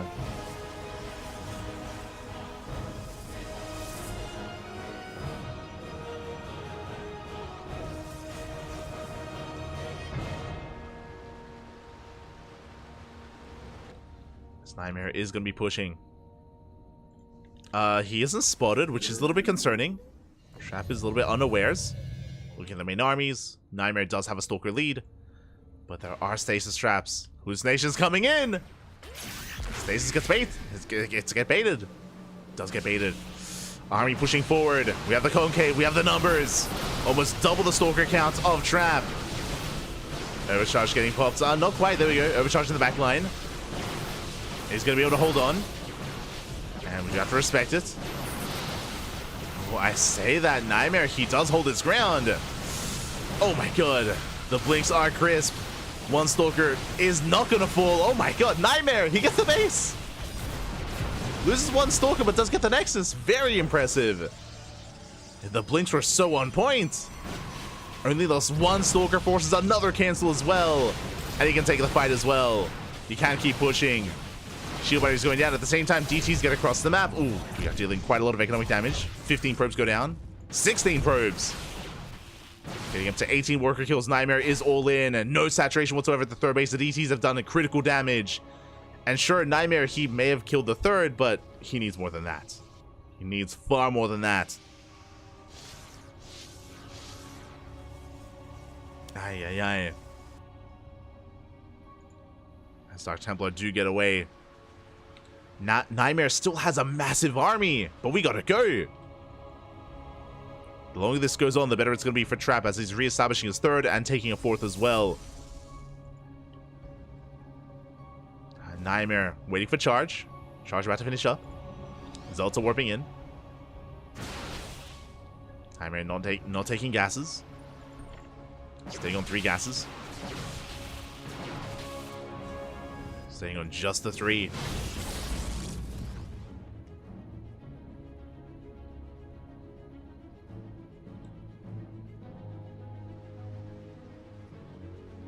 We'll see if Nightmare can catch his opponent off guard. I mean, I feel like when it comes to defense, it's going to come down to the stasis traps. The stasis traps could be brutal. They could pop off, or they might whiff.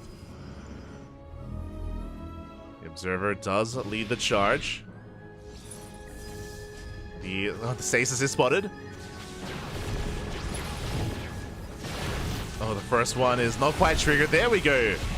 Observer goes down. There's still one more stasis behind this. Trap is buying time.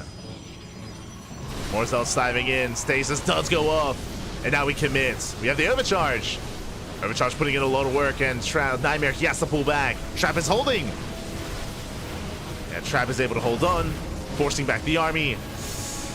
And the longer this goes on, the better it is for Trap as well. He's making more Immortals, more Archons. Taking down Stalkers. And Nightmare, can he get on top of this army? He does move forward. The Immortals are going down. He gets two. Gets two Immortals. There's one Archon left. And it looks like Nightmare barely has enough. DT's coming to support. Archon stands strong. Do we have detection? Where's it? Oh no! The Observer goes down. The Observer gets sniped. And just like that, the one DT defends. The Invisible Man is too strong. Prism goes down. Oh my god. Nightmare trying to punish that. Trying to punish the army. Did kill most of the Archons, the Immortals. Backup Observers on the way. This time we protect. This time the Observer does survive. And Nightmare, he's so close to breaking Trap. Trap barely has an army. We're going in. We one-shot the Immortal. Immortal goes down. Observer does siege. They're going to be able to hold on.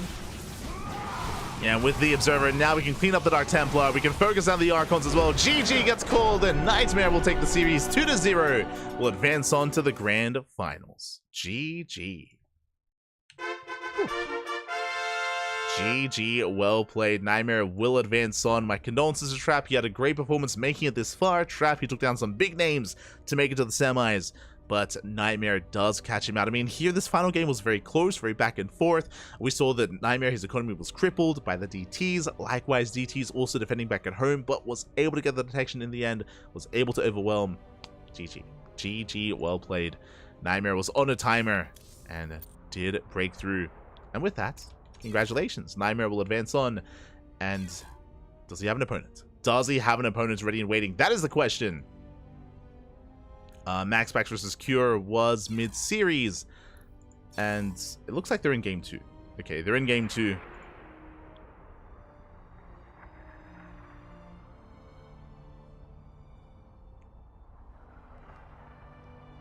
They're in game number 2, and if they have an ace match, then we can jump in. Otherwise, it could be Max Pax versus Nightmare. Could be a rematch.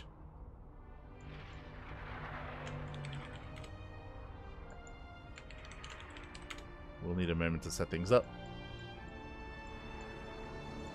To get things ready.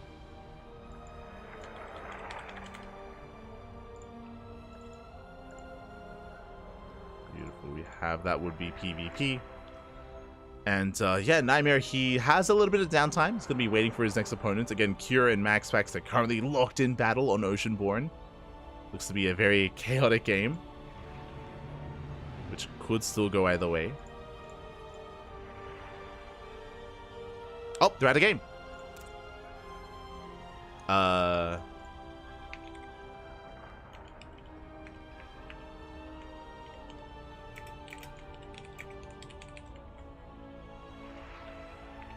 Looks like they're out of game. Do we have a finals or do we have an ace match? What's it going to be?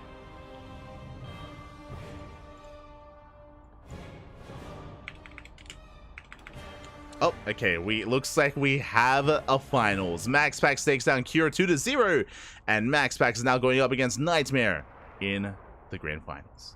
Let's go. Let us go.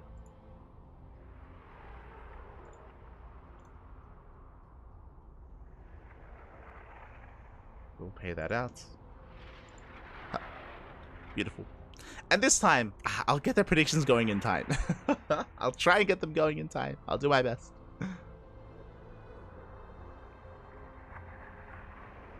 Do my best, man. But yeah, MaxPax and Nightmare are currently conducting their vetoes, and we will be jumping into the final series of the tournament. Very fitting. You know, MaxPax has very often made it to the finals and even won ESL Open Cup Americas. Likewise, Nightmare has made it to the finals in the past as well. We have seen these two duke it out in the past, but we'll see who comes out on top this time. Is it going to be MaxPax once again, or will Nightmare cause the upset? He's had an amazing performance already, taking down Bjorn, taking down Trap.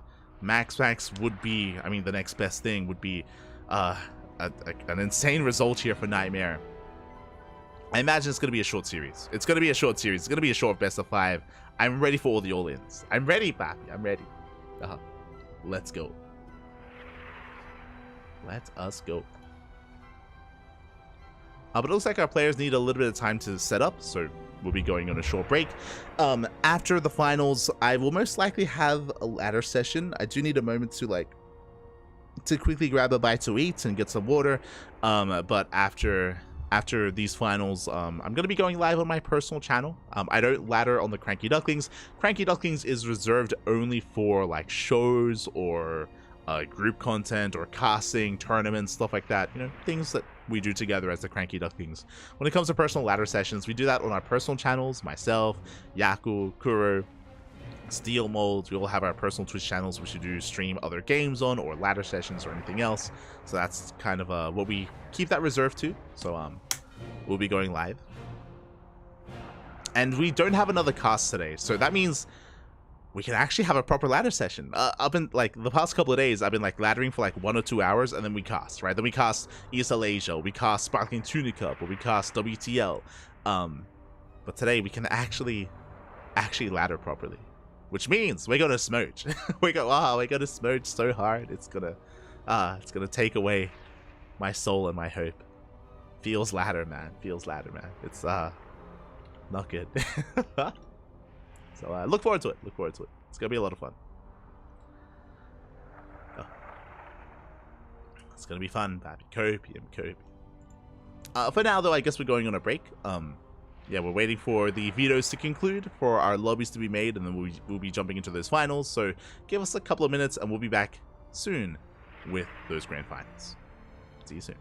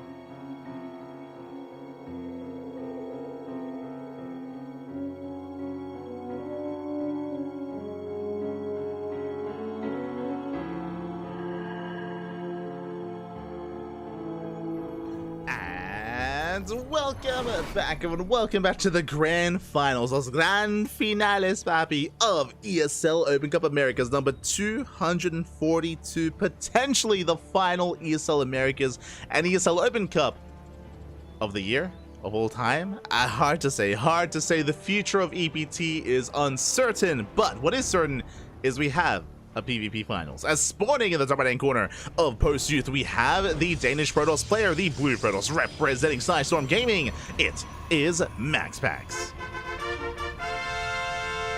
And spawning in the bottom left hand corner, we have his opponent. We have the Red Protoss player.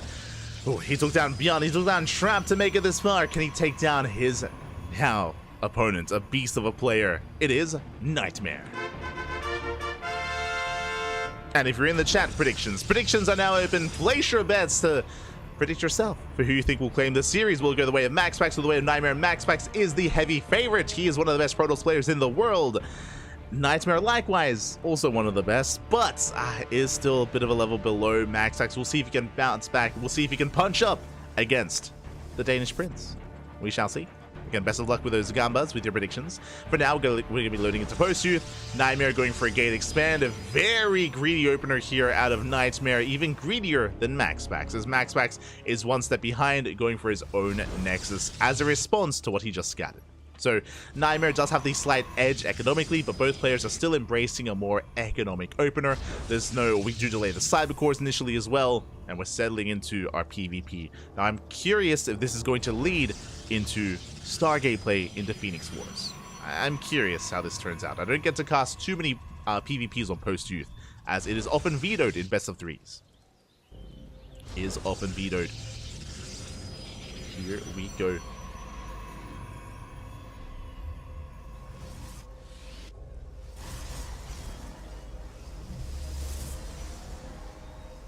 So someone in the chat saying the only way to see MaxPax play offline is there's a Premier tournament in Denmark. I don't think he would go to, even if there was an event.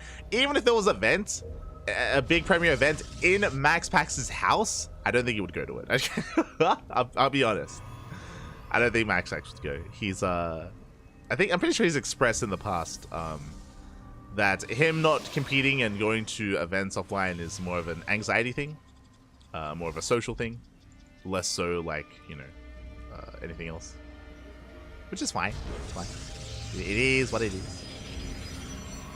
As Nightmare behind this going for a Twilight Council, MaxPax going for the Stargate. No surprise here from MaxPax going for the Stargate opener into, I imagine, Oracles to harass across the map, into potentially defensive Void Rays if he smells it all in. Meanwhile, Nightmare working towards Blink. Now this does confirm that we are avoiding Phoenix Wars. Phoenix Wars are avoided. Here we go.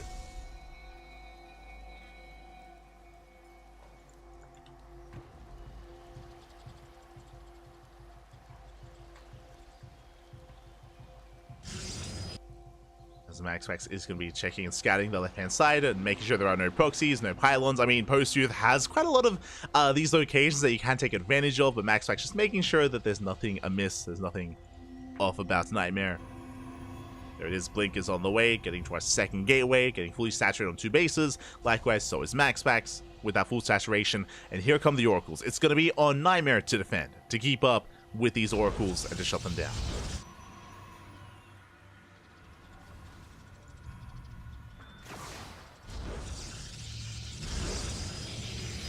See MaxPax diving towards the main. Gonna be deterred for now. Is denied access into the natural.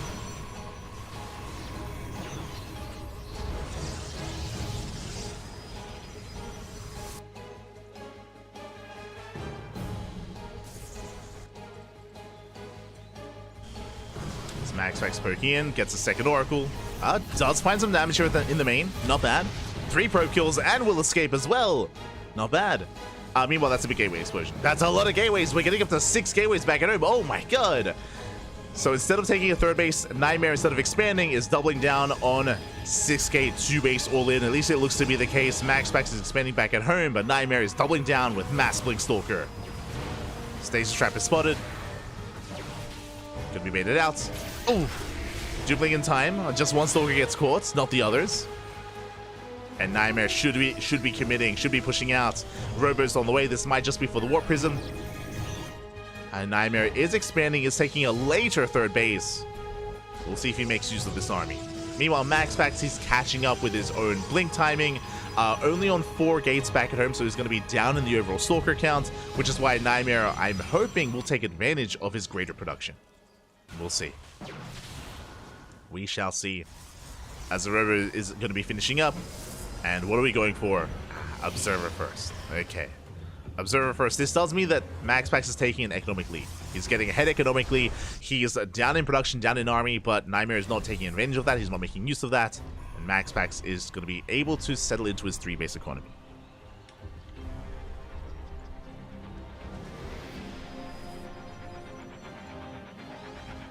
He's settling into his economy. Meanwhile, there is the Prism, so it was Observer first into the Warp Prism. And Nightmare should be committing. Looking at the units tab, Nightmare has a Stalker lead. He's up 4 Stalkers.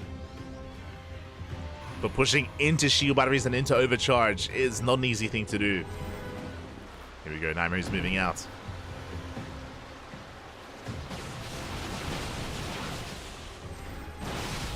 We're trying to catch out some of those Stalkers. Barely unable to. MaxPax has the high ground. The Observer does help out though. Nightmare going for the dive, catching out some Stalkers. They're forcing a fight out of range of the shield batteries. MaxPax does pull away. And again, we can warp in 6 Stalkers at a time. Nightmare rotating around. The Prism! No! The Prism gets sniped. Massive pickoff. No more reinforcements. Without reinforcements, I don't think Nightmare has enough. He has the better concave, but there's the overcharge. And MaxPax trying to hold on. The overcharge putting in a lot of work. And MaxPax is holding. Forces back the army. Second robo's on the way from MaxPax even. First robo even. Yeah, first one. And Nightmare has nothing else. He's rallying across the map. He has no economy at the third. He has 3 probes mining. Nightmare is 2-base all in. And losing that War Prism was huge. And you know what? MaxPax now he has an even production. He's on 6 gates. He threw down extra gateways. They're finishing up. Immortals on the way. The longer this goes on, the better it is for MaxPax. Nightmare trying to punish this. But Nightmare has missed his window. He's missed his opportunity. Oracle picks off what little there was at the third. And we're diving into the main. Nightmare is going to catch a pylon. The boys are being pulled. MaxPax can afford to lose some workers. So a nice probe pull from MaxPax. 4 probes go down. Gold base on the way. We don't even need the gold. But MaxPax is getting further ahead.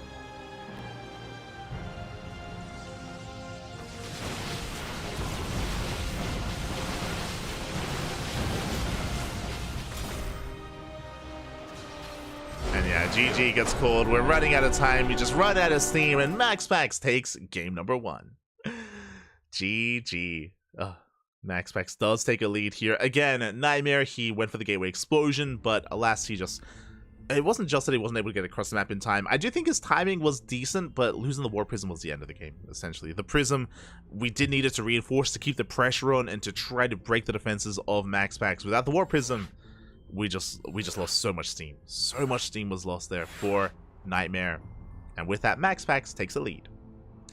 MaxPax does take a lead, and I'm curious to see what other aggressive builds we see from Nightmare. Again, I expect this to be the role that we take in PvP. That's usually the case, where MaxPax plays the defensive role, the defender, and his opponent plays the aggressor.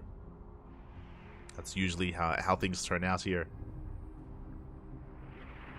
It was a little bit different on Post-Truth just because of the map itself, so both players open up economically, but it still led to an all-in. All roads lead to all-ins against MaxPax in PvPs.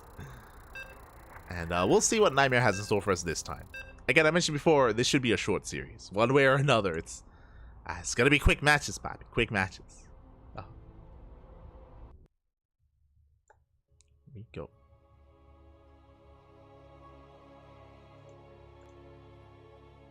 Here we go. And now we're settling into our next game, and spawning in the bottom right hand corner of Oceanborn, we have our Danish Protoss player, the Blue Protoss, leading the series 1-0, representing Systorm Gaming. Can he extend that lead? Can he keep up that momentum? It is MaxPax. And spawning in the top left-hand corner, we have the red Protoss player from South Korea down in the series, but it's a best of 5. We can, and we most likely will bounce back. The pressure is on. It is Nightmare. Here we go.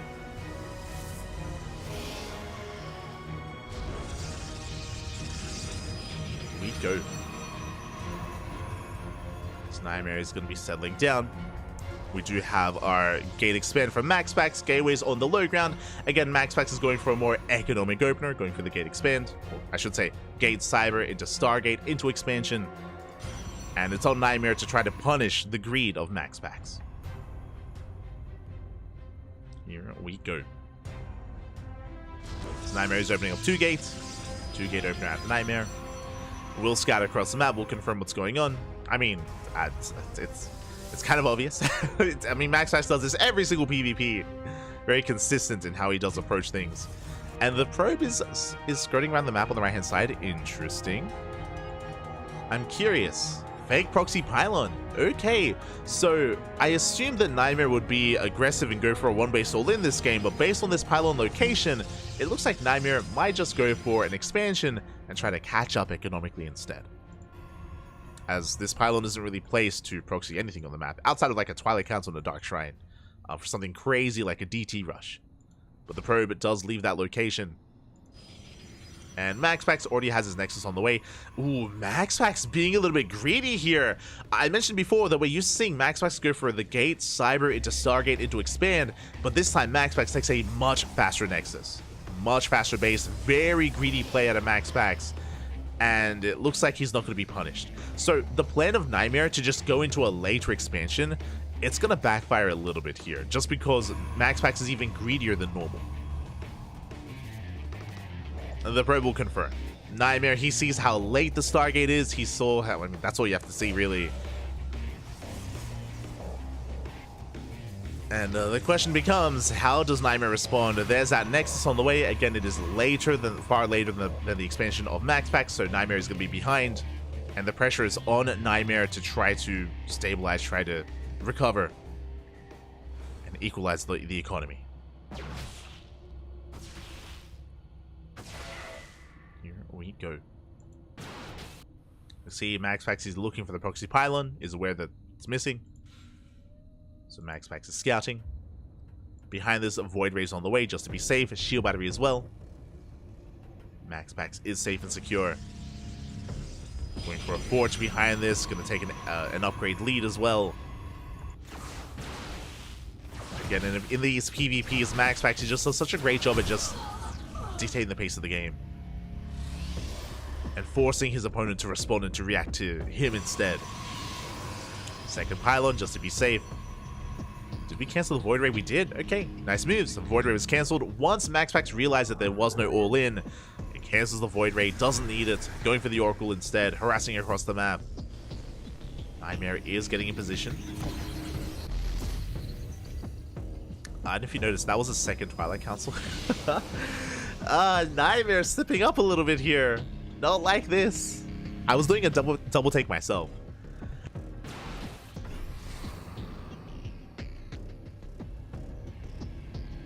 The Oracle is denied. Dipping into the natural. And Nightmare will defend. Will deflect the Oracles, at least initially. But MaxPax is playing catch up. He's, getting into his own Blink timing. Blink is on the way. Gateway Explosion as well. Looks like, did we cancel the Forge? Yes, MaxPax did actually cancel the Forge, so he didn't rush into +1. A little bit safer this time from MaxPax. Not being as greedy as we otherwise thought he would. So MaxPax is catching up in terms of those upgrades. And we'll see if Nightmare goes for a Gateway Explosion. It looks like he's planning to expand. Yeah, trying to take that third. Third is on the way.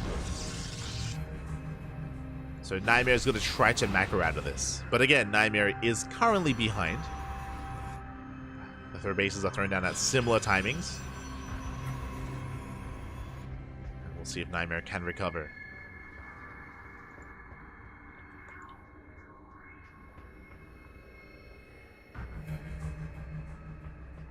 MaxPax is just making sure that there are no proxy pylons, making sure he's safe and secure. Believe about to finish up. Forge is now on the way for +1. And now MaxPax has gained map control. He can be a little bit more assertive. Pushing out to try and punish the third base of Nightmare. See if Nightmare can keep up.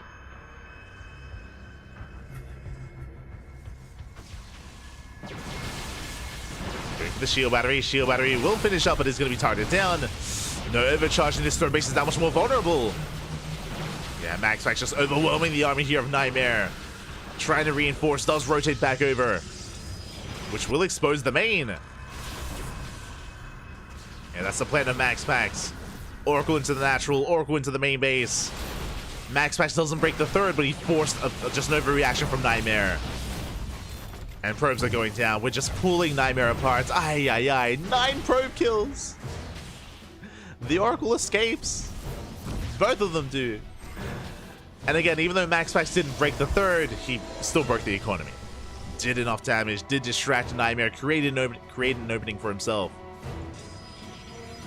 And with that, MaxPax has a massive lead. He's got 60 probes to the 40 of Nightmare. And now MaxPax can focus on his army, focus on his eventual charge timing, and look to snowball from there. To snowball from there. Oh, it's a rough position for Nightmare. How do we bounce back from this? It's difficult because Nightmare doesn't have map control. Looking at the units tab, Nightmare, he's even on Stalkers. If he had extra gateways, if he had a greater Stalker lead, then he could try to apply pressure to the third and deny the fourth. As that's not the case, we have to hope for some counterattacks. I'm talking about adept counterattacks, adept run bys, adept shades into the mineral lines, maybe Warp Prism Harass as well. Outside of that, MaxPax is pushing forward, out-trading these Stalkers. Oh my god. Takes down so many of them, overcharge gets popped. Nightmare holds. MaxPax dips in. This time Nightmare is ready, he's in position. But all that MaxPax is doing is just containing Nightmare to 3 bases while he takes a fourth. I also love that we're getting cannons. We have cannons in the mineral lines. Another way to bounce back for Nightmare is Dark Templar. But MaxPax is getting ready for that. Cannons are on the way. Stalker's getting shut down. And MaxPax, he is just overwhelming this army. Shield battery is out of energy. We don't have an overcharge. Barely not. With reinforcements, Nightmare might be able to hold on. Forces back the army. He's holding. But it is becoming a bit much. As here come reinforcements. They're blinking across the map. The stasis! Oh my god. Almost. Gasito, man. As MaxPax still trying to force the issue. Barely trying to out-trade Nightmare. Oracle into the natural. Nightmare did respond with his defensive Stalkers. And probes are going down. Overcharge gets popped. With the help of the overcharge, Nightmare, he's holding. He's holding on. Is he though? Once again, Stalker's not in the main and 9 probes go down. MaxPax just forcing Nightmare to expose his mineral lines and expose his bases. The Oracle is still alive. And now here comes the Prism. And now MaxPax is here to double down. The stasis! No! The stasis pops up! And just like that, Nightmare, his Stalker count cut in half! And down to half the Stalkers. Ay, ay, ay. MaxPax pushing in, reinforcing with Zealots. And he's snowballing out of control. MaxPax, he breaks through the Zealots.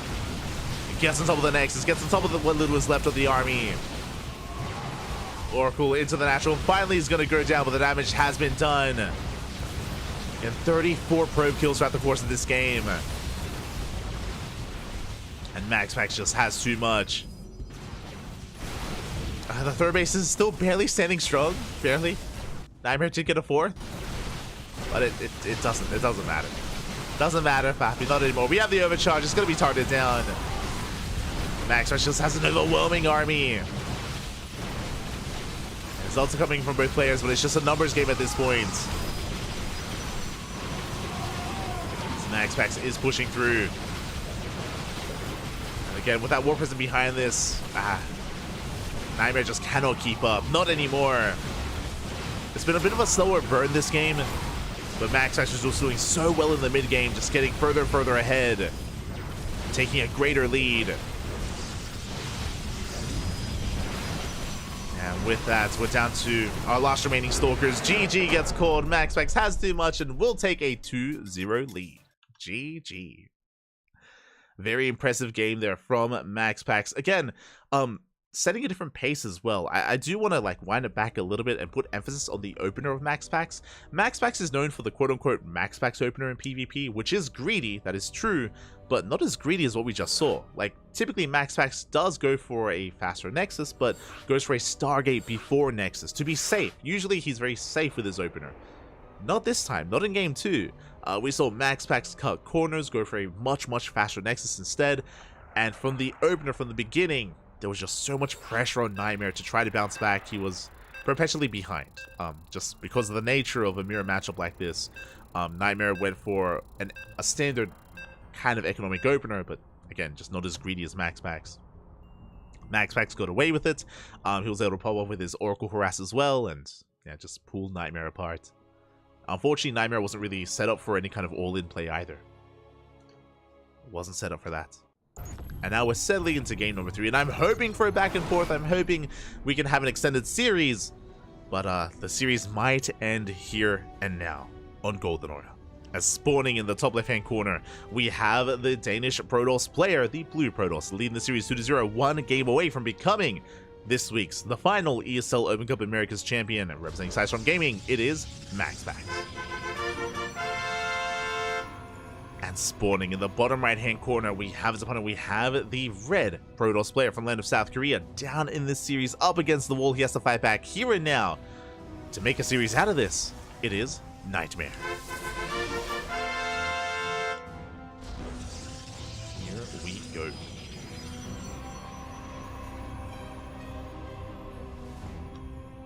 Go.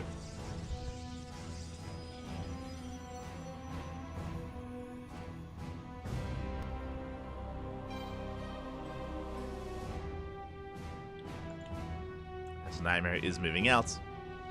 Going for his probe scout, so is MaxPax.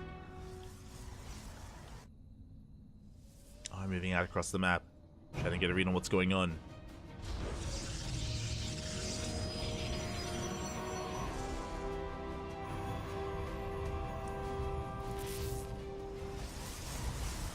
And we'll see what kind of direction we go in this time. A pylon has been placed, so we're not going for a proxy. No proxy pylon from Nightmare or from MaxPax. Both pylons are where they should be. Have been placed.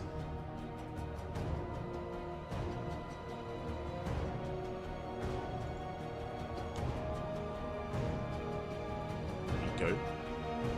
Are going to be able to keep up. And we might see a more economic opener here out of Nightmare. I mean, MaxPax is going for what he does best. Gate into Cybercore, into a Stargate, into an expansion. I say that. Yeah, there we go. Stargate has been placed. This is what we expect to see. This is the MaxPax opener. Cybercore into Stargate, then the expansion. Again, this is not what MaxPax did in the last game, which did catch Nightmare off guard. But this time, it's more of what we're used to. Likewise, Nightmare copying, mirroring his opponent. Gate, Cyber, Stargate. Okay. Ooh, because of this, Phoenix Wars. Oh boy. Nightmare did not, MaxPax did not confirm the Stargate of Nightmare. Nightmare did spot the Stargate of his opponent, so Nightmare should be going Phoenix. If MaxPax was aware, we should be seeing a Phoenix as well, but because MaxPax didn't scout, he might go for the Oracle. Ah, Phoenix, okay. Never mind. Because he saw the singular gate opener, it is going to be a Phoenix here from MaxPax, so the Phoenix Wars have begun. Oh boy, strap yourselves in. I know that Phoenix Wars are a little bit contentious amongst the people, amongst the viewer base. Like, some people enjoy it, others don't. But Phoenix Wars are here. Adept shades in, Adept confirms a Phoenix on the way. And we have begun, and we should not stop Phoenix production. We're locked in at this point. Basically, in PvP, once you start making Phoenixes, if you ever stop, you lose. You just die. You just be overwhelmed, you lose control of the air, lose control of the ground, and everything snowballs out of control. So that's why kind of once we start down this road, we have to commit. Second Stargate. You can see MaxPax already embracing mass Phoenix production. And Nightmare is a little bit late with his own second Stargate. Has yet to embrace it himself. Phoenix Wars are a little bit more of a rarity. Oh, this is a bold move. Nightmare is going for a Twilight Council. This tells us that Nightmare is trying to get out of Phoenixes. And it's not easy. You know, once you enter the Phoenix Wars, you can't just leave. It doesn't work that way. So, bold move out of Nightmare. He's basically trying to hard switch into Blink Stalkers and trying to bait out too many Phoenixes. But we'll see how that turns out. It's difficult to get away with this. Not impossible, just difficult.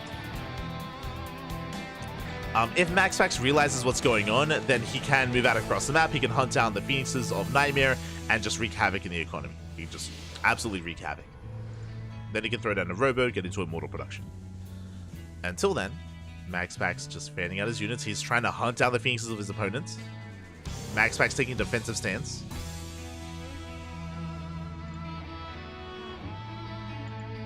Meanwhile, Nightmare has both Xel'Nagas, does spot the Phoenixes. Blink has begun. And can Nightmare successfully get into Blink Stalkers? As MaxPax has 6 Phoenixes, double the Phoenix count. He's pushing. He's moving out with his army. Again, MaxPax is in the dark, doesn't really know what's going on. Catches a probe. Army responds. Waiting for an extra wave of reinforcements. Now up to 8 Phoenixes. Now we do have an overcharge. Very important. Overcharge is available. We ignore the army. We confirm the blink. And we go for the mineral line. And probes are going down. Not just probes, stalkers as well. Blink is not ready. And this is why it's difficult to get out of the Phoenix Wars. Because if you try, you die. Stalkers are falling left and right. 8 probe kills. So you can see that Nightmare is going to try to harass across the map with his own Phoenixes. But Nightmare is losing everything. Losing every single stalker. Or at least should be if we have another lift. Yeah, we go. We have another lift. Back at home, MaxPax defends. And there just isn't much left for Nightmare. We can camp the production. We can get those other Phoenixes as well. Of the overcharge. Overcharge gets popped. MaxPax pushing in once again. Chasing Nightmare down. Gets both Phoenixes, lifts up every single Stalker, and again, we just camp the production. We just lift every single Stalker possible. They're not going to get up and running. And MaxPax, he's looking to claim the series here. I mean, what else can we do? We can't do anything, Papi. Whenever we warp in, we just lift. That's why when you're locked in, you can't get out, Papi. You cannot escape the Phoenix Wars. You can't. Nightmare, he tried. He tried to escape it. You can't do it. Smurge. This is what happens when you try. As yeah, Nightmare blinks in. Once again, we just lift every single Stalker. Do you lift, Bappy? MaxPax does. He lifts all day, every day. He's swole. He's jacked. The overcharge doesn't even do anything. The overcharge is not enough. There's just too much burst damage from the Phoenixes.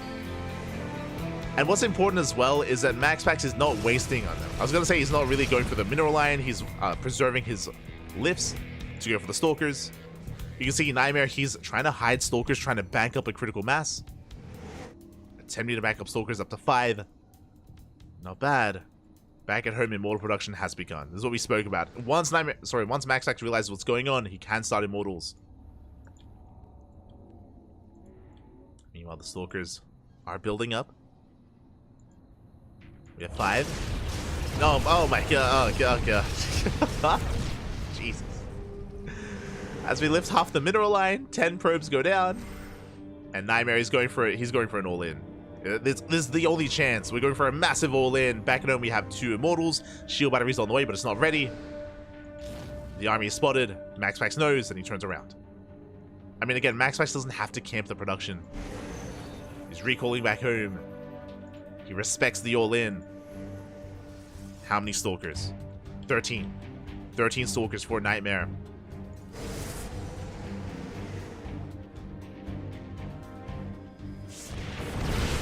Does have the Immortals. We have the Overcharge. The Overcharge gets popped. The Immortals, they do not die. They are immortal. And MaxPax will completely shut down this all-in. GG gets called, and MaxPax will take the series 3-0, becoming this week's ESL Open Cup Americas champion. GG.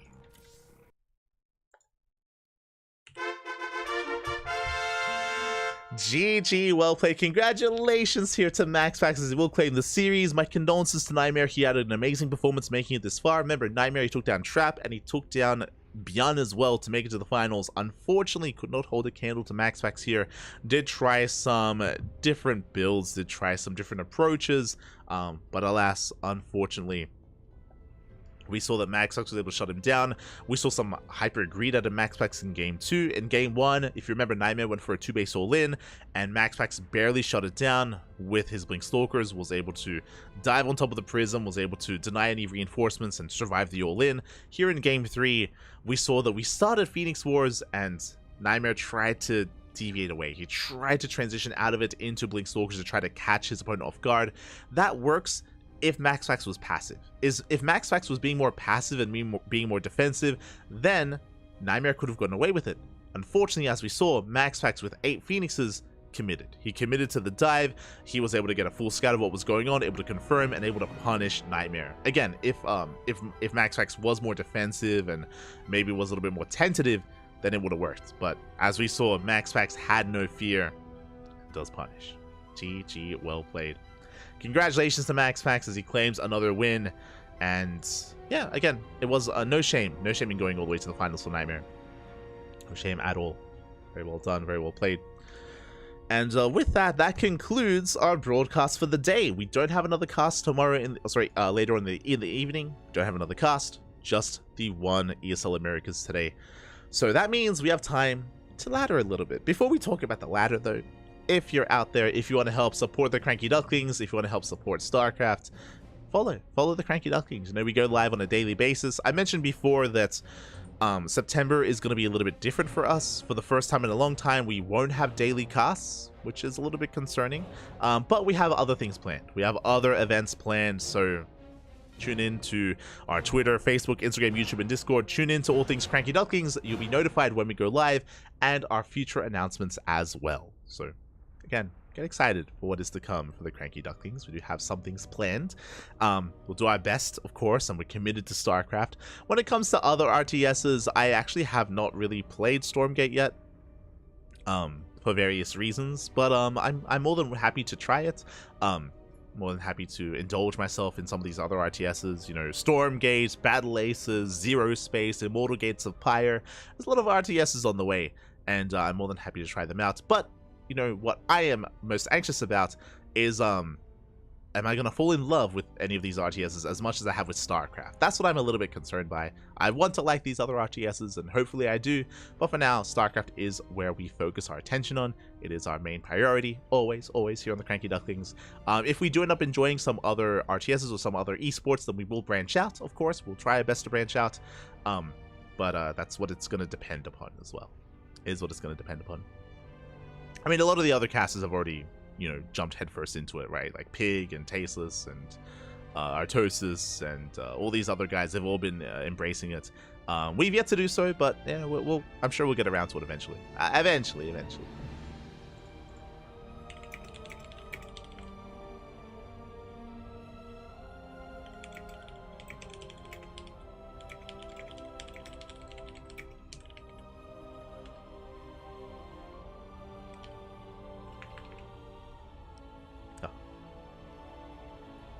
Roddy's in heaven right now.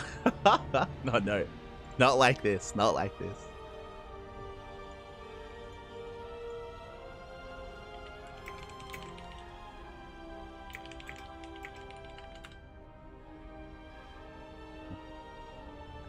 But yeah, just you know, keep an eye out on our social medias for any future announcements. Otherwise, we're done. We're done here for the day. I'm gonna go quickly get something to eat. I'm gonna go quickly get some water as well. And once we wrap up, I'm gonna be heading over to my personal channel. Gonna be laddering for a couple of hours, maybe 3-4 hours, 4 hours at the most, maybe. We'll see what happens. So yeah, stay tuned. Stay tuned for that. It's going to be giving us a raid over on light_VIP. Otherwise, thank you for watching. Thank you for tuning in.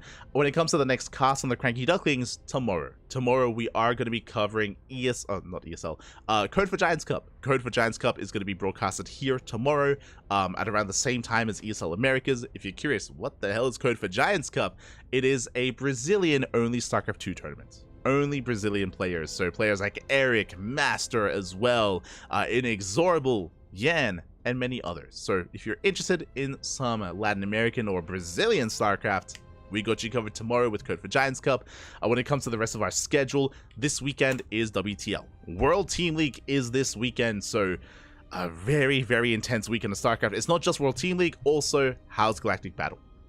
It's a lot of StarCraft. A lot of StarCraft. House Galactic Battle, that's going to be like a 12-hour cast. The WTL, there's going to be like at least 6-hour casts as well each day. So a very busy weekend. Friday, Saturday, and Sunday is jammed-packed, full of StarCraft. There's a lot to come this weekend. So get excited and tune in.